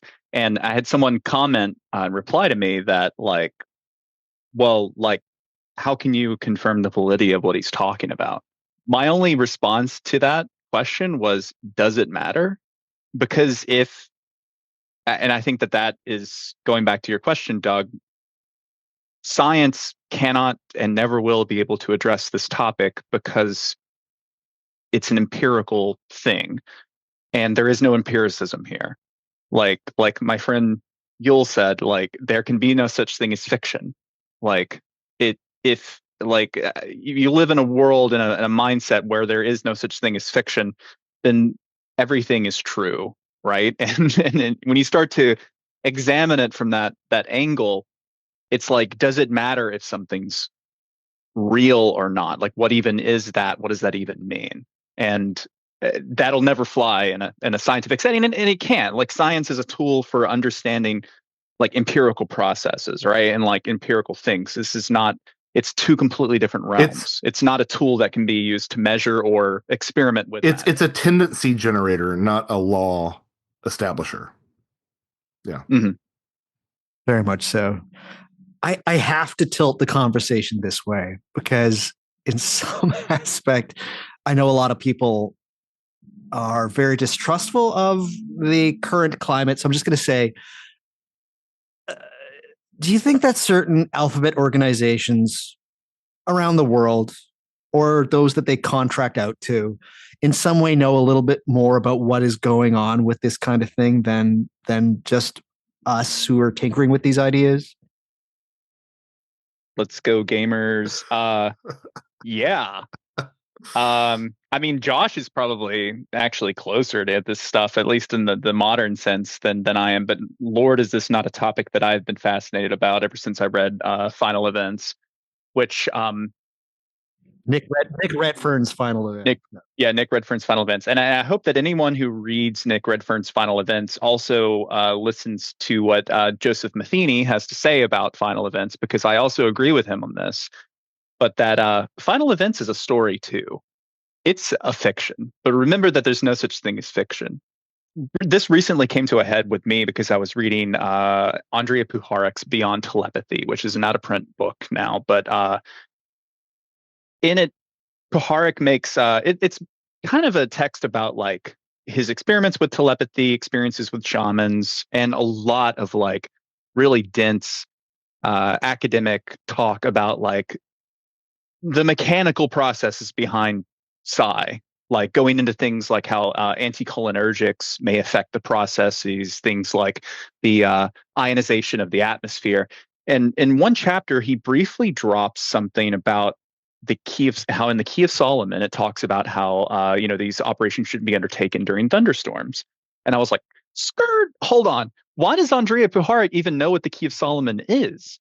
Like, that opens up a whole other can of worms, and it's just a passing thing that he mentions. But I'm like, if he's aware of this, then like, what else are they aware of? And then you get into whole like Ray Boucher stories about, the CIA doing Goetia and talking to spirits using EVP and like people like going mad and stuff. It's all very like Hollywood, and I'm not, again, I'm not entirely sure it all happened. But then again, there's no such thing as fiction. So I don't know. What are your thoughts on this, Josh? Because I think we've definitely had plenty of people who've experimented with this stuff at those levels. Yeah, I mean, part of me just wants to say this part and parcel for everything right now. I mean, I had I distinctly remember this conversation coming back earlier this year from a gig with a band member, and where I was talking about like, no, everything has an esoteric or an occult side to it, like everything, right?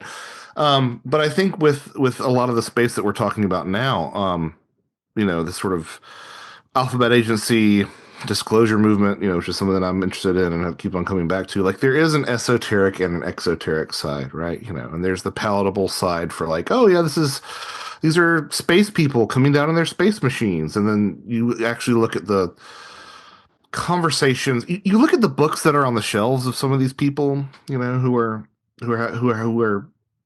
in congressional hearings, and it's pretty obvious that they are as aware of the high strangeness as the rest of us are. Does that answer more to your point? Like, has this been, are we, is the general public the last group of people to realize that manifestation is being leveraged against them?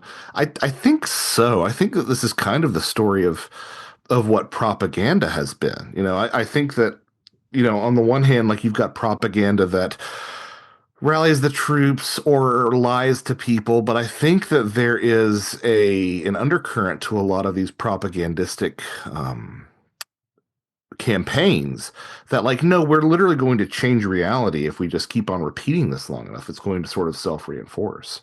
And, who's to say that, alarmingly, who's to say it doesn't? An idea that I wish I would have explored a little bit more in the book is this idea of paracosms, most often seen in religion, that you have this sort of like shared universe of stories that you share between each other, and you actually maybe get things that are true for some people inside these pocket universes that people don't experience in other pocket universes, right?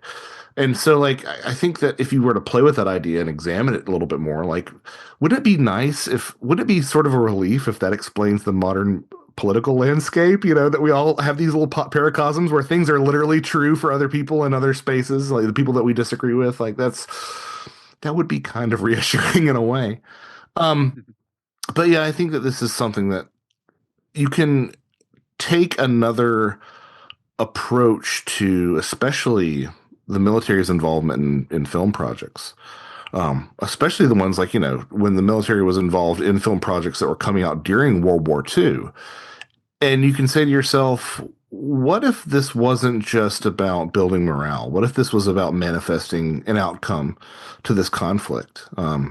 And what if that is part of the reason that we have seen over the years authority structures clamp down on criticism, right? Part of it's to do with the fact that, like, yeah, nobody likes a critic when you're sort of in those echelons of power. But part of it's like, no, if you keep on saying that this is an unjust war and that we're doomed to lose, we're going to lose it. You know, that sort of a thing. I'm not sure. I part of me wants to lapse into typical podcast mode and give an example or two from the book, and I'm sort of hesitant to do that because I want to give you guys the best bits. But there is a really interesting, like, it kind of shocked me when I read it, but there's an interesting memo that Whitley Strieber alludes to in one of his books that says that an invasion from the visitors can be deliberately held at bay through concentrated belief. And that really turns everything on its head about the military's involvement with, alien invasion films, right? Like maybe the reason that the good guys always win in those films is because it's actually keeping a literal alien invasion at arm's length. And then you've got stuff like, like the Umo affair in Spain in the 60s, probably an effort by the CIA to undermine Franco. But it was the series of highly technical, impressively technical, I should say, correspondence that was sent to scientists in Spain and seemed to indicate that we were being contacted by an extraterrestrial civilization with advanced knowledge and advanced technology. It was later revealed as mostly a hoax perpetrated by Luis Jordan Pena. But it's interesting to note that people saw the craft from the Umo people. People still see Umo craft with that very distinctive Umo insignia on the side.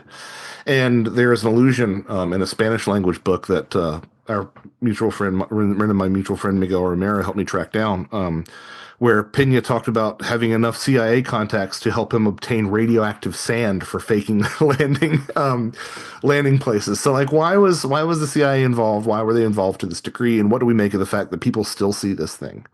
What do we make of the fact, as Dr. Jacques Vallée pointed out, that this looks like very much like a Jorge Luis Borges short story, where people called Tlan Ukbar Orbis Tertius, where people are getting fed bits of an extraterrestrial encyclopedia, and slowly the world starts to look like that extraterrestrial world. I don't know, but it does suggest to me that if you sort of put that in dialogue with that, was it at John Jacob Astor quote about millionaires don't believe in astrology, billionaires do? Was it him, or I can't remember if it was him or it was somebody else, but it does seem to suggest to me that we as a populace are probably the last people to understand the reality of this.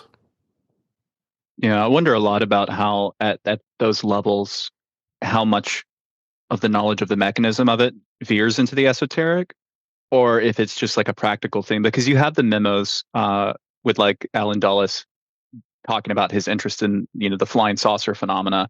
Not because I think he actually cared about flying saucers, but he was interested in how it could be used in a social engineering context, right? And I think that's the through line to stuff like Umo and several other things like the Antonio Villalobos case.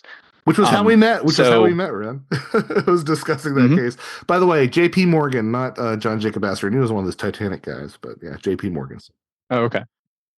Yeah, and I think that, I wonder, like, how much of that is them thinking, oh, well, actually reality, like literally, can be shaped by these mythologies and stories and things like that, or if it's just more seen purely in the like materialist realm, we're just going to shift like culture in a certain way, right, without necessarily understanding the potential esoteric consequences of that.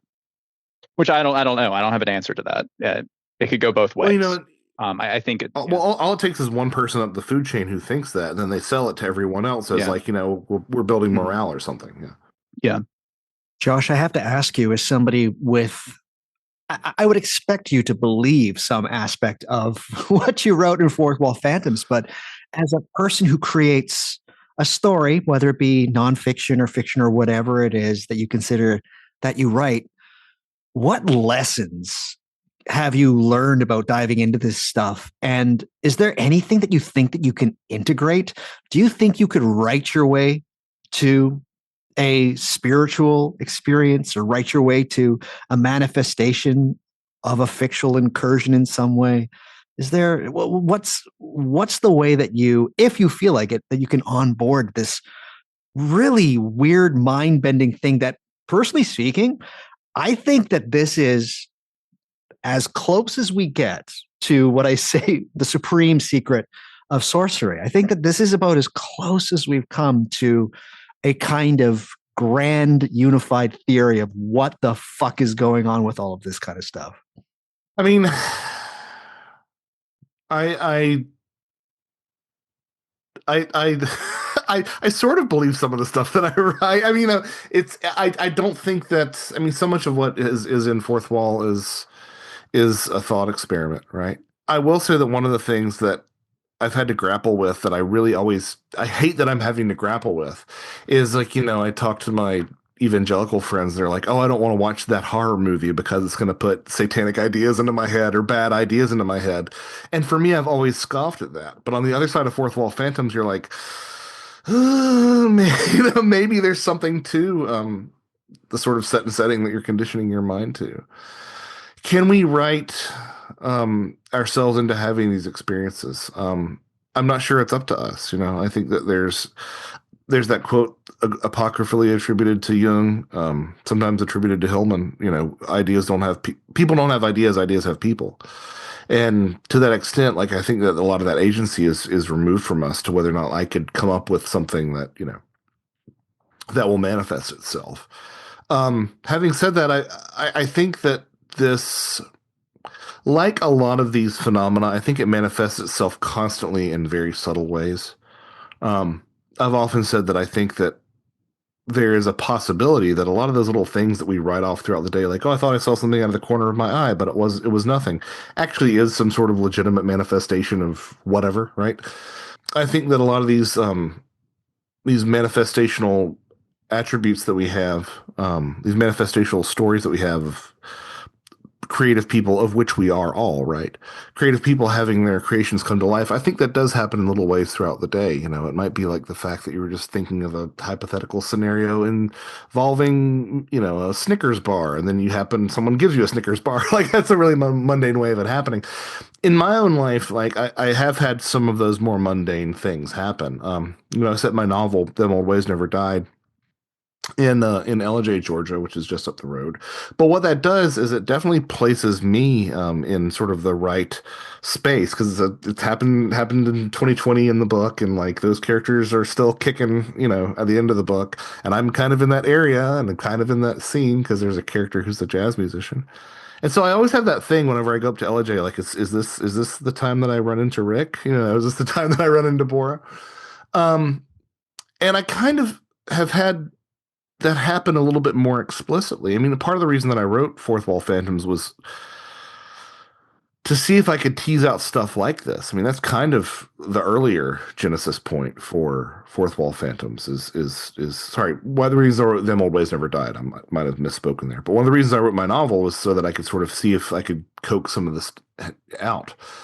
And I didn't have, a character sit down and have tea with me or anything. But I did have those moments where I was thinking, like, all day on believably resolving a plot point, and then once I finally stopped thinking about it and was on the cusp of sleep, that's when the perfect answer came to me, which is a very annoying phenomenon because you've got to get up and write it down because you're not going to remember it.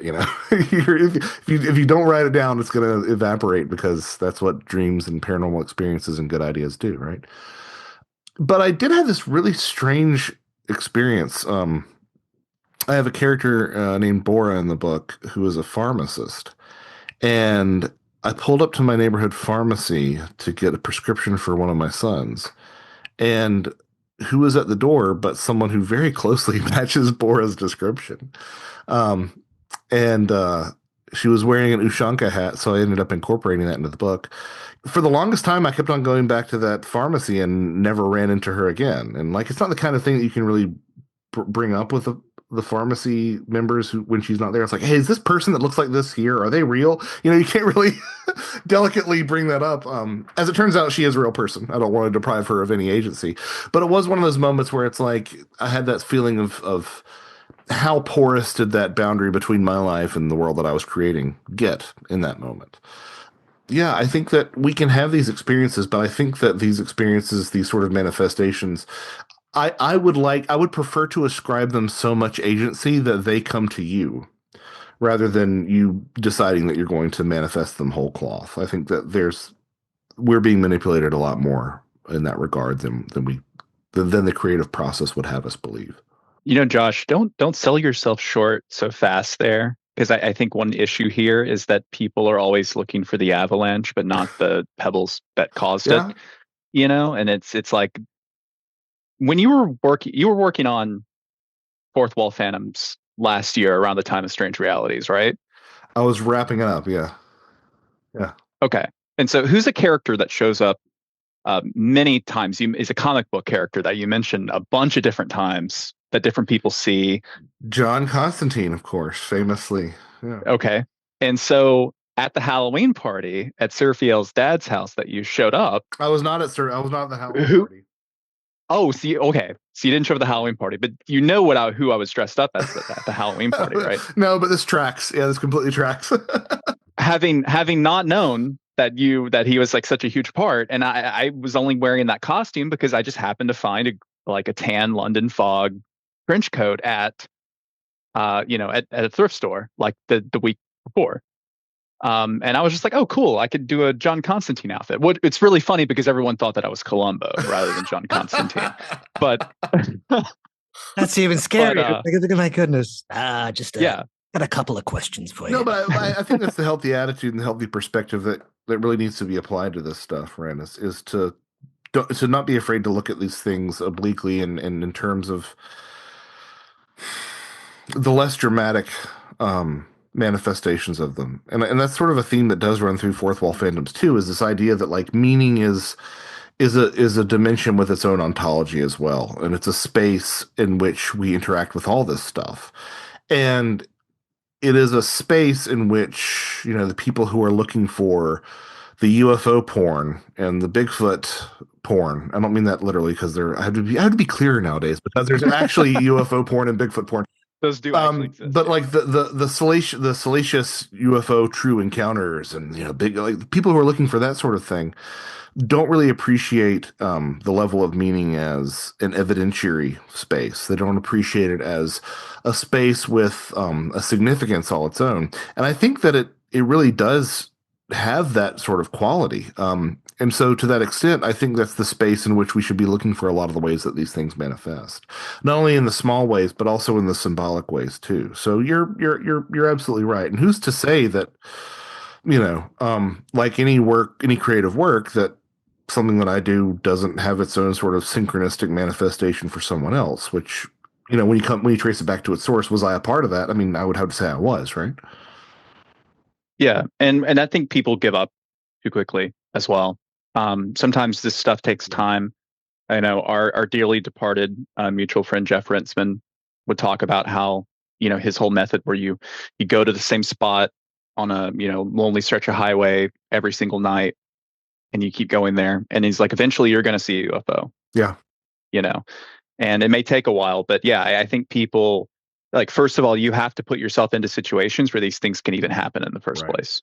Right. If you're not going out to the woods to look for Bigfoot, you're never going to see a Bigfoot. And it also requires effort. So I kind of have a little, I haven't shared this with anybody, but my folks moved further west in North Carolina, and they're 45 minutes from the Brown Mountain Overlook, which I've been to. And of course, I didn't see anything because, again, I'm cynical about my luck that I have. But just Friday night, I decided that I was going to go to the quote unquote better of the two places to see them. The first one is the Brown Mountain Overlook, which is very accessible. It's off of a highway. Yeah, it's a windy mountain highway, but everything's paved. There's an overlook to pull off that's got signs and everything. The other one is Wiseman's View, which is in the Pisgah National Forest. And that's about 30 minutes further. The only reason it's 30 minutes further is because you have to do the last 3 or 4 miles on a poorly maintained forestry road. And much to my chagrin, I got up to the last mile in my minivan. And that last mile, there were pits in the road that were about 18 inches deep. And so being 8 o'clock at night, I called it and we had to turn around and go back to the very populated overlook. But the point that I'm trying to make here is that the Wiseman's view has a reputation as being the better spot from which to see the Brown Mountain Lights. And after having that experience, I ask myself, is it partially because it takes that much more effort to get to? Is it partially because, like a pilgrimage, you kind of have to struggle and sacrifice to push through that last little bit? Under certain times, I'm sure other conditions, the road is fine. But it kind of makes me wonder and makes me want to think about the way that you have to put yourself, not only put yourself out there, but keep showing up and to sort of, again, that sort of down payment to these things that I mentioned at the start of our conversation. If that doesn't sort of manifest in ways like that as well, where you have to just keep on showing up, and if you've placed in enough blood, sweat, and tears, then you can actually coax out what you want, be it a sighting or a magical working. I think stuff's just shy around you for some reason, because I remember that when we went out to the haunted railroad, right? Yeah, that was a good. I thought it was a good night, but whatever. No, it was a good night. I mean, you guys saw weird lights, and there was a point where nothing really was happening, but I could tell that something was hanging out. Like there was something there. It just was being shy. And so at one point I walked out into the woods by myself and I just like started talking to it. And I was like, all these people came out to see you. Like, are you really going to be this like shy? Like, come out, like show us something. All these people are here to see you. Give us a show.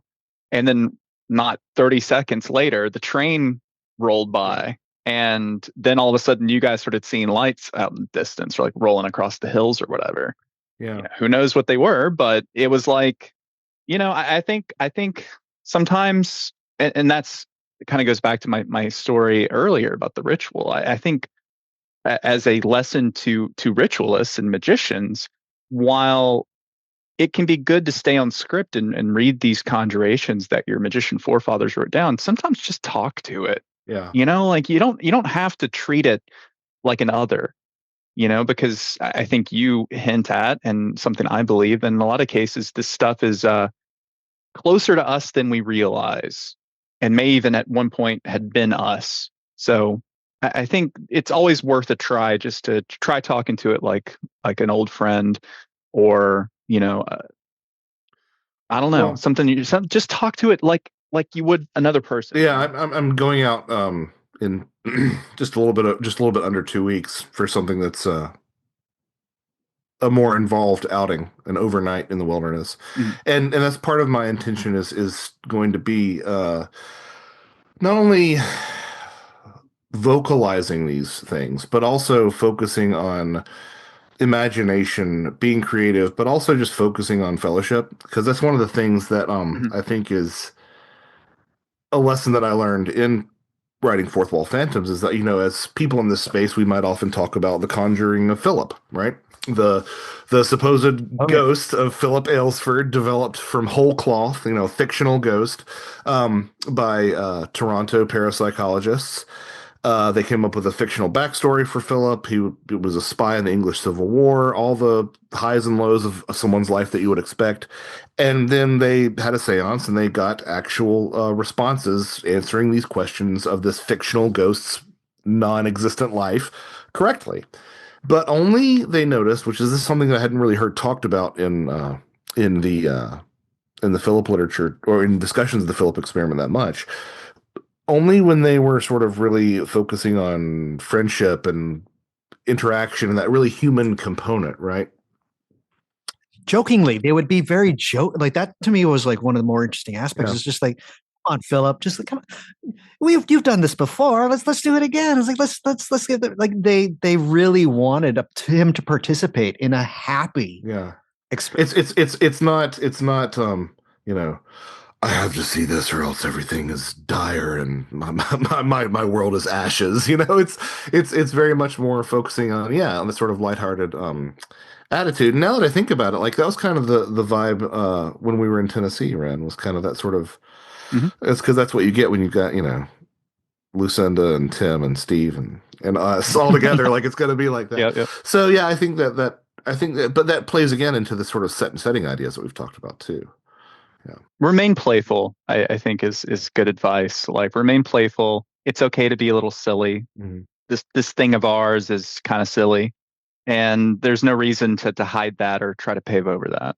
I'm going to jump in on that, Wren, because like I get asked, what is the secret to making this thing real? Like so often people are like, I need magic to be real to me because at most people have a proximity infatuation. It lasts 18 months and then they go back to doing their desk job. And a lot of people aren't magical lifers. I get that, but they want magic to be very real to them. And so I'm in this position where it's like I'm trying to explain how to make magic real to people. And it's been an ongoing process through my podcast. For me, the best way, and I try to keep it simple. I say just go with the story. But one of the best ways of doing that is embodying and engaging with the imaginal. One of the best ways of doing that is your dreams and things that occur in a space that is very clearly not yours or under your control. Your dreams will tell you some very interesting stuff. And it's actually really weird when you start to engage with that. And once you start going through it, the first valve to try and trick you to get you to stop doing it is that this is dumb and this is really silly. And you're going to feel incredibly stupid when you're doing it. But you just have to keep going towards it. And you will find this really weird stuff start to happening. And a story starts to unfold in front of you. It's tricky because that way madness lies. Your imagination and the stories are going to start to tell you some really weird stuff. And it's up to you to decide which way and which direction that you want to go. So I'm going to pitch the last question of this wonderful episode to you, Wren. But is this what we're talking about today? Is this indeed the supreme secret to sorcery? Is it stories? Is it really just going towards the crazier, the more interesting, the sillier, the whimsical, buckling down on the journey as opposed to the destination when you're doing ritual magic?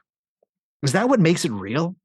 I think it would be disingenuous for me to say yes.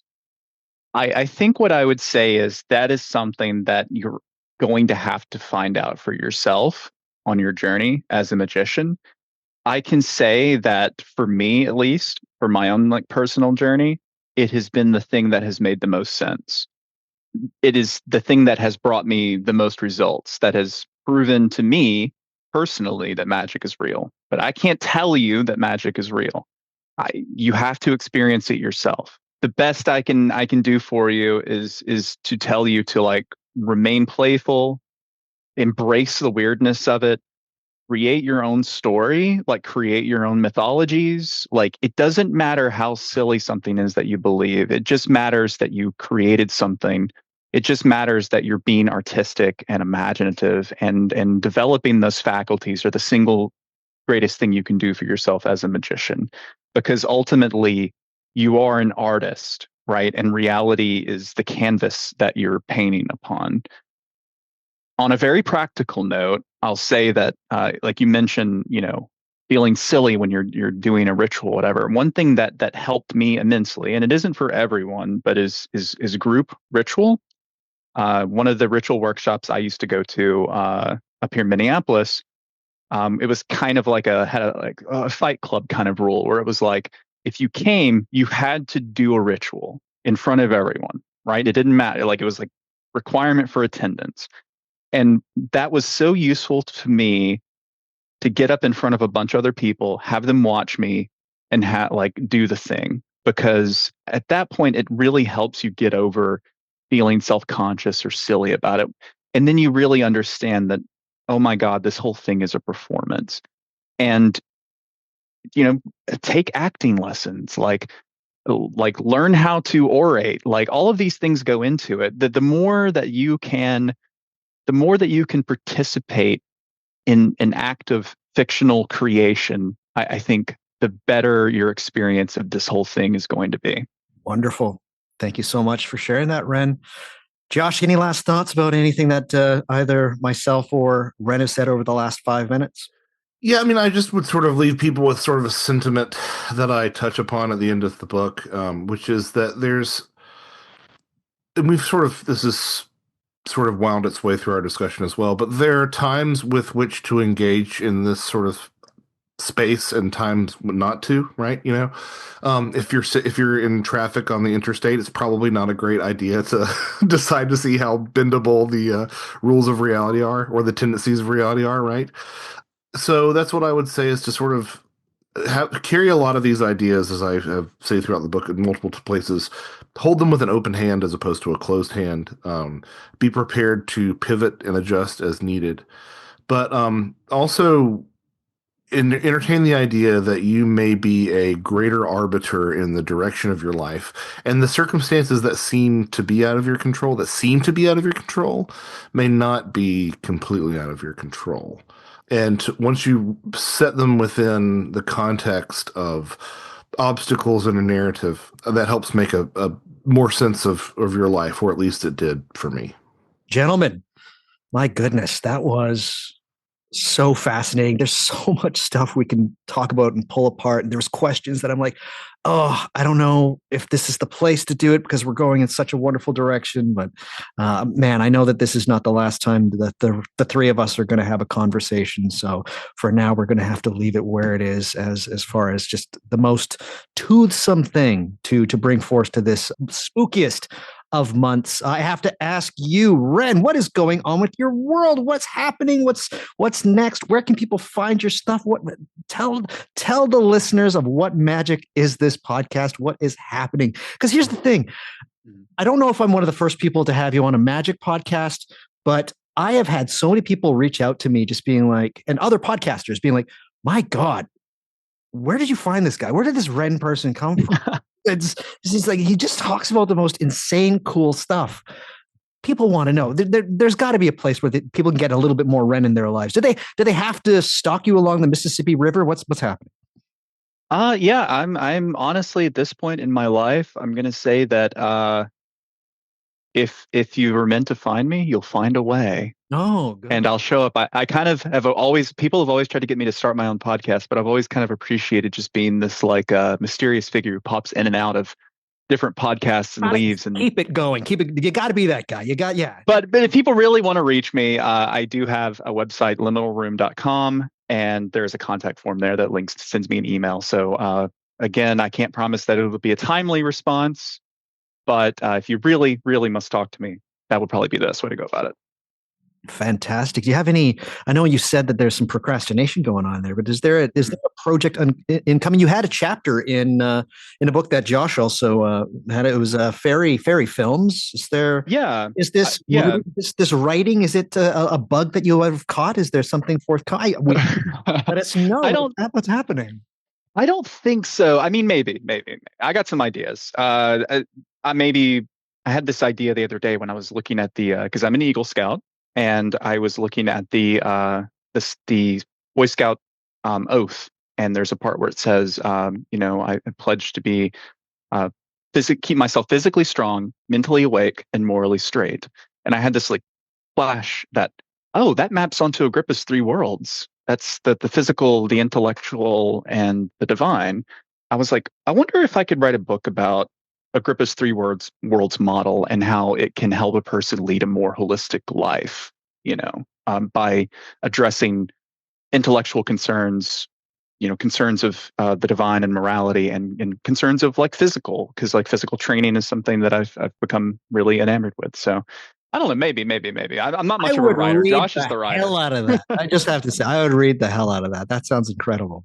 Thank you. I thank you. My goodness, Josh, that question you get asked every single time you make a podcast appearance. What's next? What's the next thing, dude? I was hoping for rest, but that's not in the offing. No, not for me. Too bad. I have the bad boy of the paranormal and occult literary sphere. You can't rest. Well, I have I think 2 different co-authored books that are in the works. Another single authored book that's in the works. Some exciting stuff coming up in 2026, some events that I can't wait to announce. I've just got to make doubly sure that they're confirmed, but some exciting stuff for that. working on a documentary as well that we should hopefully roll into pre-production on in the new year. I guess, as far as what's remaining for me this year, I have the beginning of December, first weekend of December, I'm a workshop assistant for Kevin Can and Jeffrey Kripal's workshop at Esalen about the soul as a UFO. But I think that the class might be full. I don't know if you can cram in. Maybe at the last minute you can get in. But that's I'm just hoping to sort of close out the end of the year strong. But there'll be a lot of news, hopefully, knock on wood. A lot of news, hopefully, in the new year about events and projects that I'll be coming out with. And you can find out when those happen at joshuacutchin.com, JOSHUACUTCHIN.com. You're also on Instagram, and I'll have a link in the show notes for everybody. Yeah, I can't remember my Instagram. Just have Fox. I can't remember. Yeah, I can't remember my weird ways with a 3. My wife set it up, so I can't ever remember my Instagram handle. But yeah, I just passing the blame to your wife. we did go to the Foxfire Museum yesterday, which is an amazing experience. If you're ever in North Georgia, I highly recommend it. Yeah. I will have all of the ways in which to find the work of both Wren and Joshua available at the specific website for this episode at whatmagicisthis.com. There you will also find some astounding show notes regarding the things that we've talked about today, some of the individuals and some of the books, and basically anything that you want to know a little bit more about, that will be available also at the website for this specific episode, whatmagicisthis.com. Please head there. Hey, do you think that I'm doing something kind of cool with this podcast? Do you think that perhaps in some way you'd like to hear more of this for, I don't know, the next couple of months, maybe even the next couple of years? So you'd like to support my work in some way? Well, there's a few ways in which to do this. Let's go through all of them, as we tend to do at the end of every single episode that I put out. So the first way is the best way, and that is supporting me through Patreon. I have about 350 Patreon supporters so far. I would love to get that number up to 400 before the end of the year, and I can't do that without your help. It's only $7 a month. I have one tier. I don't have this kind of crazy 5 tiers. This gets you this thing, this gets you this thing. No, it's $7 American, $7 US a month that gives you access to hundreds of hours of audio, gives you video. I just put out a video about how to create a Liber Spiritum, something that I talked about in my last episode about Solomonic magic. It was very well received. People really enjoyed it. But other than that, I do audio episodes about certain things like gnomes and gods and angels. I did one about the Archangel Michael, Hermanubis, Saint Cyprian, lots of really amazing episodes. And truthfully speaking, I say this a lot, but I really, really mean it. My best work, in my opinion, is on the Patreon. So $7 a month basically gives you access to a whole different show. And in my opinion, while I love talking with people like Wren and Josh, personally speaking, I think that the best stuff that I do, I save for the Patreon. I would love to see you there. $7, that's nothing. That's basically buying a second-hand notebook that nobody's written in. You know, the type, because I'm the same. You know, I buy like 50 notebooks. They're just sitting on a shelf. Nobody's written in them. And eventually I just kind of give them away. $7, that's so little. So I would absolutely love to have your support to continue this being my job and my career, because at this point it is. I ain't got no plan B. Just so you know, this is what I'm doing for the foreseeable future, and I cannot do that without your help. So please, if you can support, I would love that. Best way of doing that, Patreon. So patreon.com/whatmagicisthis, or head to whatmagicisthis.com. Click on any number of the support me on Patreon buttons there. There's lots of them. Please support if you can. I would truly appreciate it. Another way of supporting me is through PayPal. Everybody knows how to use PayPal. I would hope you just go to whatmagicisthis.com. There's a PayPal button there. Just two blue peas resting over each other, peeing on each other. No. Anyways, there's this PayPal symbol. You'll see it there on the website. Click it. You can donate any amount of money. I would really appreciate it. That money just goes straight into making this podcast run. A lot of hosting costs and everybody's doing a subscription model for software and things like that, and it's kind of annoying. So I just end up spending hundreds and hundreds of dollars every year just so I can use certain programs. Anyhow, kind of annoying. I miss the old days where you could just buy a program and you'd have it forever. But those days are long gone. They've got us by the balls, these software engineers. Anyhow, moving on. Another way of supporting me is a way that benefits you, it benefits me, and it benefits independent booksellers, and that is the What Magic Is This bookshop. If you head to my website, you click on the menu there, and you head down to the big button that I have there with St. Cyprian's image, it's the What Magic Is This bookshop shop. I have all of the books that at least are being sold through independent booksellers in North America. If there's a book that I talked about in this episode, chances are somebody is selling it, and chances are you can get a hold of it. So what happens when you order from my What Magic Is This bookshop? A small slice goes to bookshop.org, who I'm hosting it through. A small slice goes to the independent bookseller selling the book itself, and I get a small little commission fee. It's like a couple of dollars. So, as I said, everybody wins. I know you love books. Books are the most amazing thing. My girlfriend continuously makes fun of me about the amount of books that I buy. I might have a book buying addiction, but here's the thing. I try to read almost every book that I have. There's a couple of the bookshelf that I haven't read, but all I'm trying to say is that books are the reason that magic here in the West has been able to continue as it does, and there's no better way of helping yourself than getting yourself a book about something that we've talked about today. Head to whatmagicisthis.com, find the links there, or go to bookshop.org/shop/whatmagicisthis. Grab yourself something good. And the final way of supporting me in some way is to buy some merchandise. That would be things like mugs, hoodies, t-shirts, tote bags, stickers. Head to whatmagicisthis.com, go to the menu there. There's a little merchandise button there. Click on that and you can get all kinds of things. They're always awesome. I don't see a lot of money from these merchandise purchases, but it's always awesome when somebody buys something. It makes me feel good. It actually makes my day. It's like, oh man, somebody the other day just literally bought one sticker. It's incredible. That's awesome. She just bought one sticker.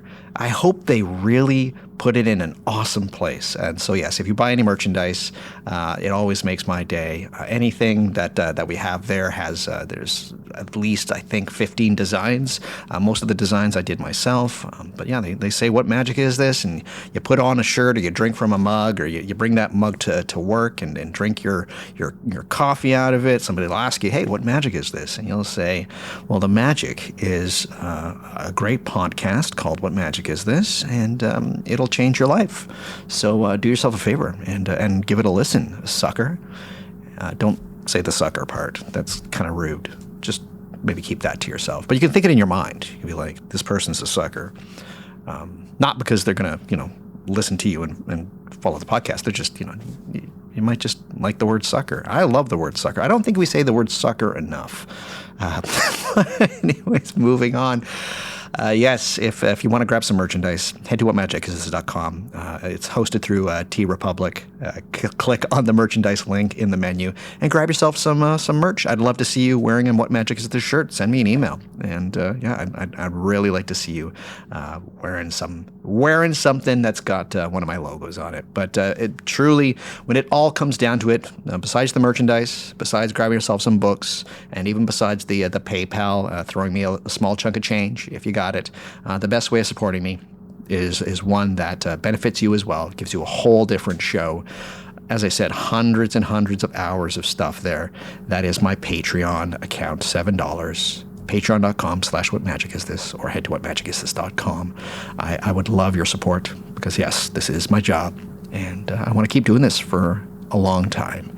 All right, let's get to 400 Patreon supporters here before the end of the year. That'd be awesome. All of these things, all of them, can be found, and more can be gleaned from them if you head to my website. That is, of course, whatmagicisthis.com. Please head there. I have one final question, gentlemen, and I'm going to pitch it to both of you. Are you going trick-or-treating this year? Wren?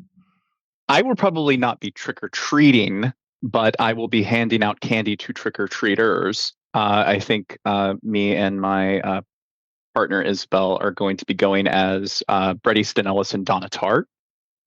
I doubt that any of the children will get our costumes, but it'll just be our little private joke between ourselves. But I do plan on doing some spooky stuff.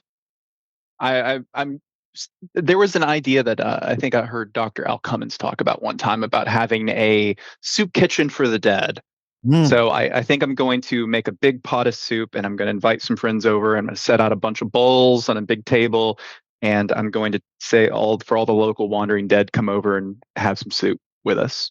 Awesome. So that'll be my spooky season celebration. That's a really cool idea. That's a really cool idea, Ren. So I'm going to be trunk or treating with my boys early because I'm going to miss Halloween. I am going to be in the woods of North Georgia with my friends Scott and Sheila Granger and my friends Tim Banal and Steve Berg.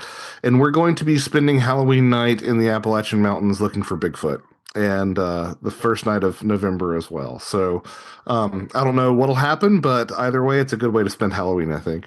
I myself am very excited to take my my 9-month-old daughter trick-or-treating. There's so many costumes that are up in the air. I think I'm going to lean towards my girlfriend and I are leaning towards our generational costume family as Jurassic Park. Our daughter's got a very good dinosaur costume. I might go as Grant or Muldoon. My girlfriend might go as Malcolm. We're kind of, she's got a lot of leather jackets. And so, leather pants, we're trying to figure it out. But my goodness, the agony of choice, there's just too much. And I don't think I can convey my excitement of going trick-or-treating again. It's like the best. It's the best. My goodness. It's corny how excited I am and how much mental thought I'm putting into this. It's the greatest. And again, to just go back to it, it's the silliness. I know something awesome is going to happen. Something serendipitous. It just seems to occur when this kind of thing happens. Joshua, Wren, thank you so much for joining me today. That was an amazing conversation. As mentioned earlier, I doubt this is the last time the three of us will share space in a digital room. Although it sounds like you two get together quite often. Just like when will a meeting between the three of us occur in meet space? It has to happen at some point. I mean, I think you'd be a great speaker at a Strange Realities conference if that ever happens again. It feels really weird this year it not happening because I feel like it's been such a fixture in my life every single year. So if that ever gets rebooted, then we should definitely meet up there. Yeah. We'll see for sure. Gentlemen, thank you so much for joining me again. Happy Halloween to the both of you. And for the kids listening, oh my goodness, this is not just a treat for them. I'm going hard on the trick-or-treat metaphor here. But as long as you start to see that stories are in some way involved in the trick of being a magician, then you can accomplish many amazing, weird, wonderful things. All right, everybody. That's it for this one. Until next time, I want each and every one of you to stay happy, to stay healthy, and to stay luminous. Until next time, take care. Goodbye. Happy Halloween. Ta-ta.